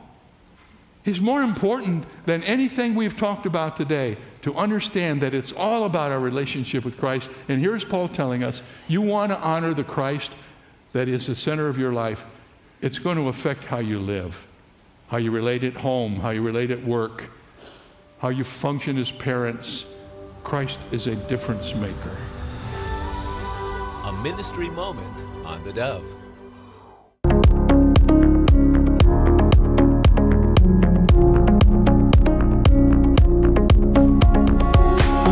Okay, welcome back. Todd Friel's with us. And Todd, of course, you see him all over the Dove TV, and that is with Wretched TV. He also has a program, Wretched Radio. He's the author of quite a few books and a couple of dozen Bible study courses. And his organization, Fortis Institute, is now really fortisinstitute.org. There's a picture of the landing page. Really a content warehouse. What do you got going on? What are all those things going on there? Okay, so here's the big deal. We've got ourselves an app, and everything that we've ever produced is on it, and it's FREE zilch. You pay nothing. It is all free. Perry, people support us. We make the stuff and we distribute it, and we've closed the store. We're shutting down the store as we speak. No longer going to be selling anything. We're giving everything away, and that includes booklets on campuses. It includes all of the Bible studies that we've created, all of the videos, all of the audio, all of it's all free. Wow. Super excited. All right, check it out, fortisinstitute.org. All right, we're talking about why churches may be shrinking. Some are growing, some are shrinking. Why young people are interested in faith, but they don't like church. Are we presenting the gospel? So the question I have, Todd, where is the balance of fear? If you don't come to Christ, you're going to hell. Legalism, you got to do it our way, because our way is the right way. And grace, come as you are and stay as you are. Well, you know, by pointing those out, Perry, I think it just reveals that presenting the gospel requires some thoughtfulness. I mean, honestly, I don't think that I've seen a seminar where here is how to actually present the gospel. It's so easy for us to take a component here, a subject, there's a theology that's interesting, kind of throw it out. But if somebody doesn't know the actual story, we just are creating a lot of confused people. So one of the big things that I think needs to be explained that is missing from virtually every gospel presentation I've heard is the character and the nature of God. Perry, our biggest problem is not the stock market. It's not tariffs or whatever you think the problem is. Our biggest problem on this planet is God. Why? Because there is a day appointed unto each of us where we must give an account for every thought, word, and deed. Gulp. What will a holy, righteous, just God do with sinners like us? Well, he must punish us. Okay, if we don't explain the character and the nature of God, that he is high, holy, sovereign, and a consuming fire, well, sin has no meaning. Hell is entirely unreasonable, and you've got to concoct another reason for Jesus dying on the cross. What was he doing there? Well, we've turned him into an example. Look at that demonstration of love. Well, yeah, it is a demonstration of love, but it was about propitiation, buying us back, tearing up our court case because he pays the fine for us. We are simply not sharing the gospel as accurately as we need to. And I do think that it is having an effect on church growth and the number of people that are abandoning the faith because they never understood the faith. When you understand that there was a man who was fully God who died in my stead, and the death that he died, when you study it, is so nasty. There was an interesting deal. When Jesus was standing trial before Caiaphas, they blindfolded him, and then they punched him. Perry, that's like getting sucker punched. You know, you just don't know where it's like those videos of people in New York where somebody comes behind and just baps them on the side of the head and they drop. That's what they were doing to Jesus. Why? Because our sin is that atrocious, and he was paying the debt that we owe. We should be getting the sucker punches. We should be the ones who get scourged. We should be the ones who are spat upon and mocked. Jesus, in his benevolence, takes that upon himself for us, and in exchange, he gives us his resume for our rap sheet. Now, that is a God who is kind and benevolent and rich in mercy because he's just and he's righteous and he's holy. You need all of these things going on so that you can ultimately ask people, what is not to love about a Savior like that? What's not to love about a Savior like that? Run to Jesus. He's the best entity in the universe, and you'll be adopted into God's family. Your court case will be dismissed. You'll be justified. You'll be made righteous, and you'll have eternal life. What is not to love about a Savior like that? And once you discover that Savior is true and he rose from the grave, you don't deconstruct from that. Why? Because that's the best thing there is. And you deconstruct that and you have simply exchanged it for the lesser. Beautifully said. Beautifully said. So let me ask you this. Do you think that this season that the church is in, that God's involved in it? In some ways, this is the separating the wheat from the tares, the sheep from the goats?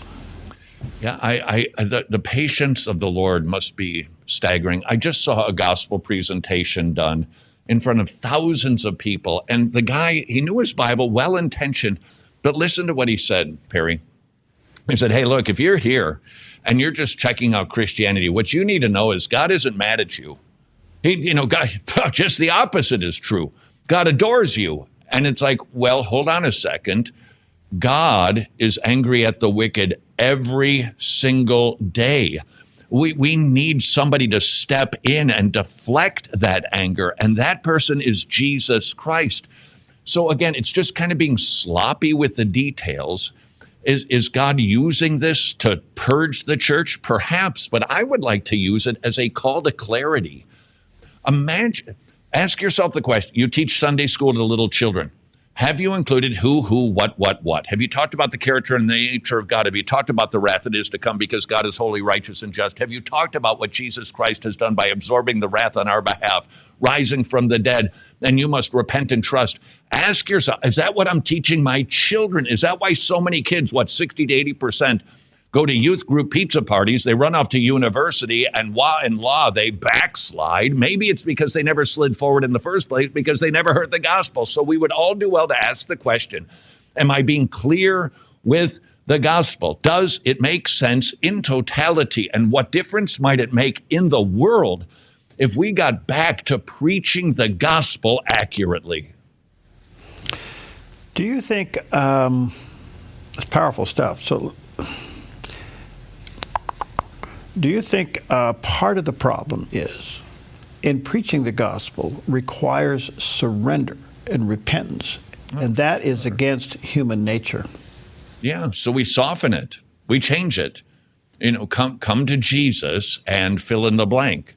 It has nothing to do with surrender and repentance. And honestly, surrender and repentance, I think that sounds wonderful. But why do I think that sounds absolutely great? And other people go, no, thank you. It's because we don't understand the character and the nature of God. We don't understand what he is like and how amazingly magnanimous he is, and that he's not a simmering pot.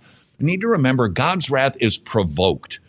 The Bible doesn't say that the angels, they circled the throne and said, angry, angry, angry. No. He's provoked to anger. His nature, if you will, he's the God of love. But we provoke him to anger, and he must pour out that anger if he is going to be true to his character, which is unchanging, immutability, and that he's righteous and just.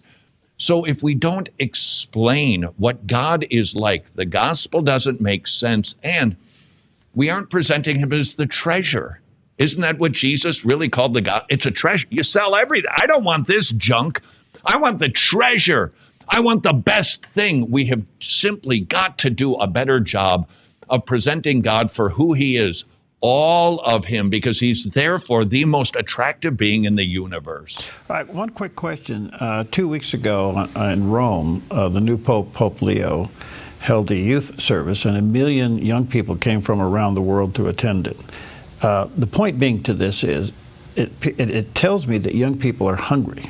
Are we prepared for this? I only got about 30 seconds. Yeah, in fact, that's, Perry, this fall, we're starting to go to university campuses because I do think that they're curious. We're not going to go and we're not going to, hey, you stupid kid, let me just show you how much smarter I am and then put it up on YouTube. No, we believe there is a hunger. So all we're going to do is announce, hey, if you're hungry, come. I think we've got a banquet for you. The kids are hungry. All right. FortisInstitute.org, that's the website. And according to him, FREE is the new password. Hey, good to see you, buddy. Thanks for your time. Thanks for your passion. We so appreciate it. You're doing a great job. Hang in there, pal. Thank you. Love you guys at the Dove. See ya.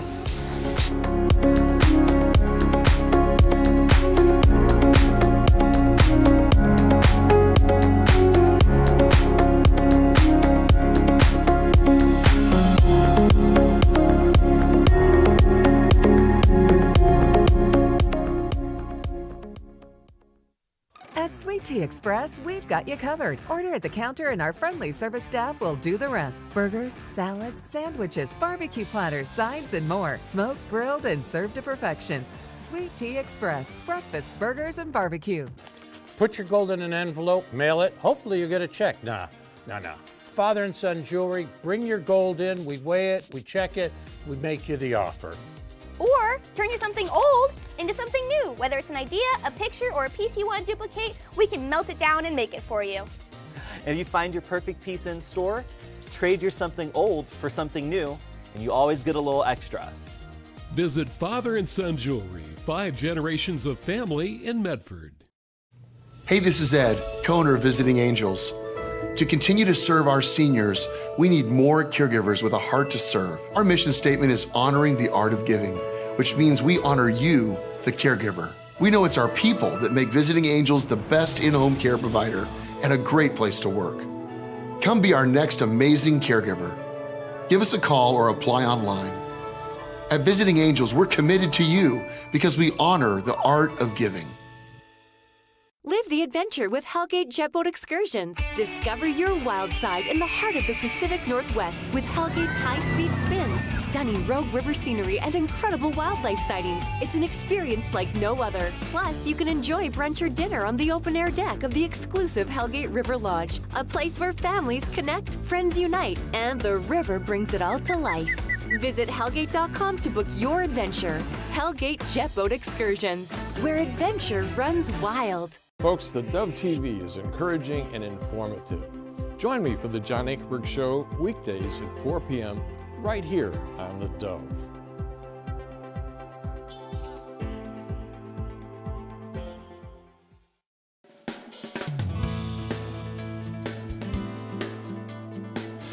Well, good morning, good morning, good morning. Welcome to Mornings on the Dove, where Jerry Bilden shines like a little star off to the east, just below the other two that you see out there. Kind of like Venus and Jupiter, huh? You see Venus, you see Jupiter, then you see Jerry. It's the blue one out there. And I apologize for that, but good morning. Good morning to you.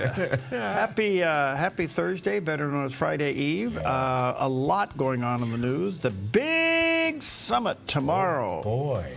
At Anchorage, Alaska, at the Air Force Base. Yeah. So the plan is they both fly in. Mm-hmm. They have the super powwow. Then they have a luncheon with everybody. The whole entourage has a joint luncheon. Mm-hmm. And then they have a joint news conference, and then they go home. Yeah.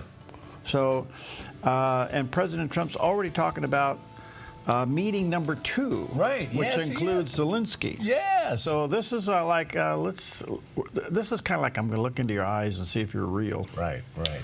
So and have you noticed? You got to be careful if he has them both in the same room. He has to be careful in how he addresses them because one is Vladimir and the other one is Volodymyr. That's pretty close. Yeah. Volodymyr and Vladimir. All right. What if he just, hey, bros, we got to get along. Hey, bro. Hey, bros. There it is. Can we bear the axe and get on here? And not in each other's chest? Yeah, we go. Right, okay. yeah. Anyway, good morning to you. We'll have all that and a whole bunch more as the morning continues here. And guess what? A good, solid 10-degree drop today in temperature. How about that? You could feel it this morning when you were out there. Oh, yeah.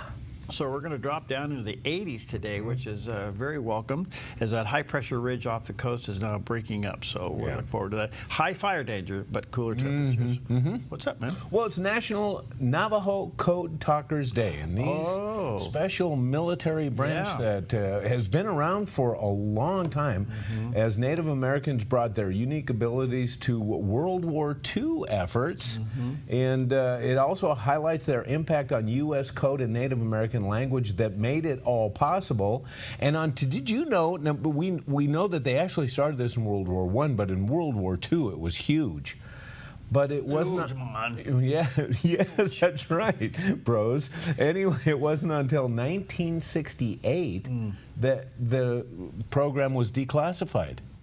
Really? Yeah, this was a classified operation. At the time, the United States presented the original 29 Navajo Code Talkers with congressional gold medals. Additionally, the remaining Navajo Code Talkers were all presented with congressional silver medals, and our hats off to you. Well, it was quite the invention.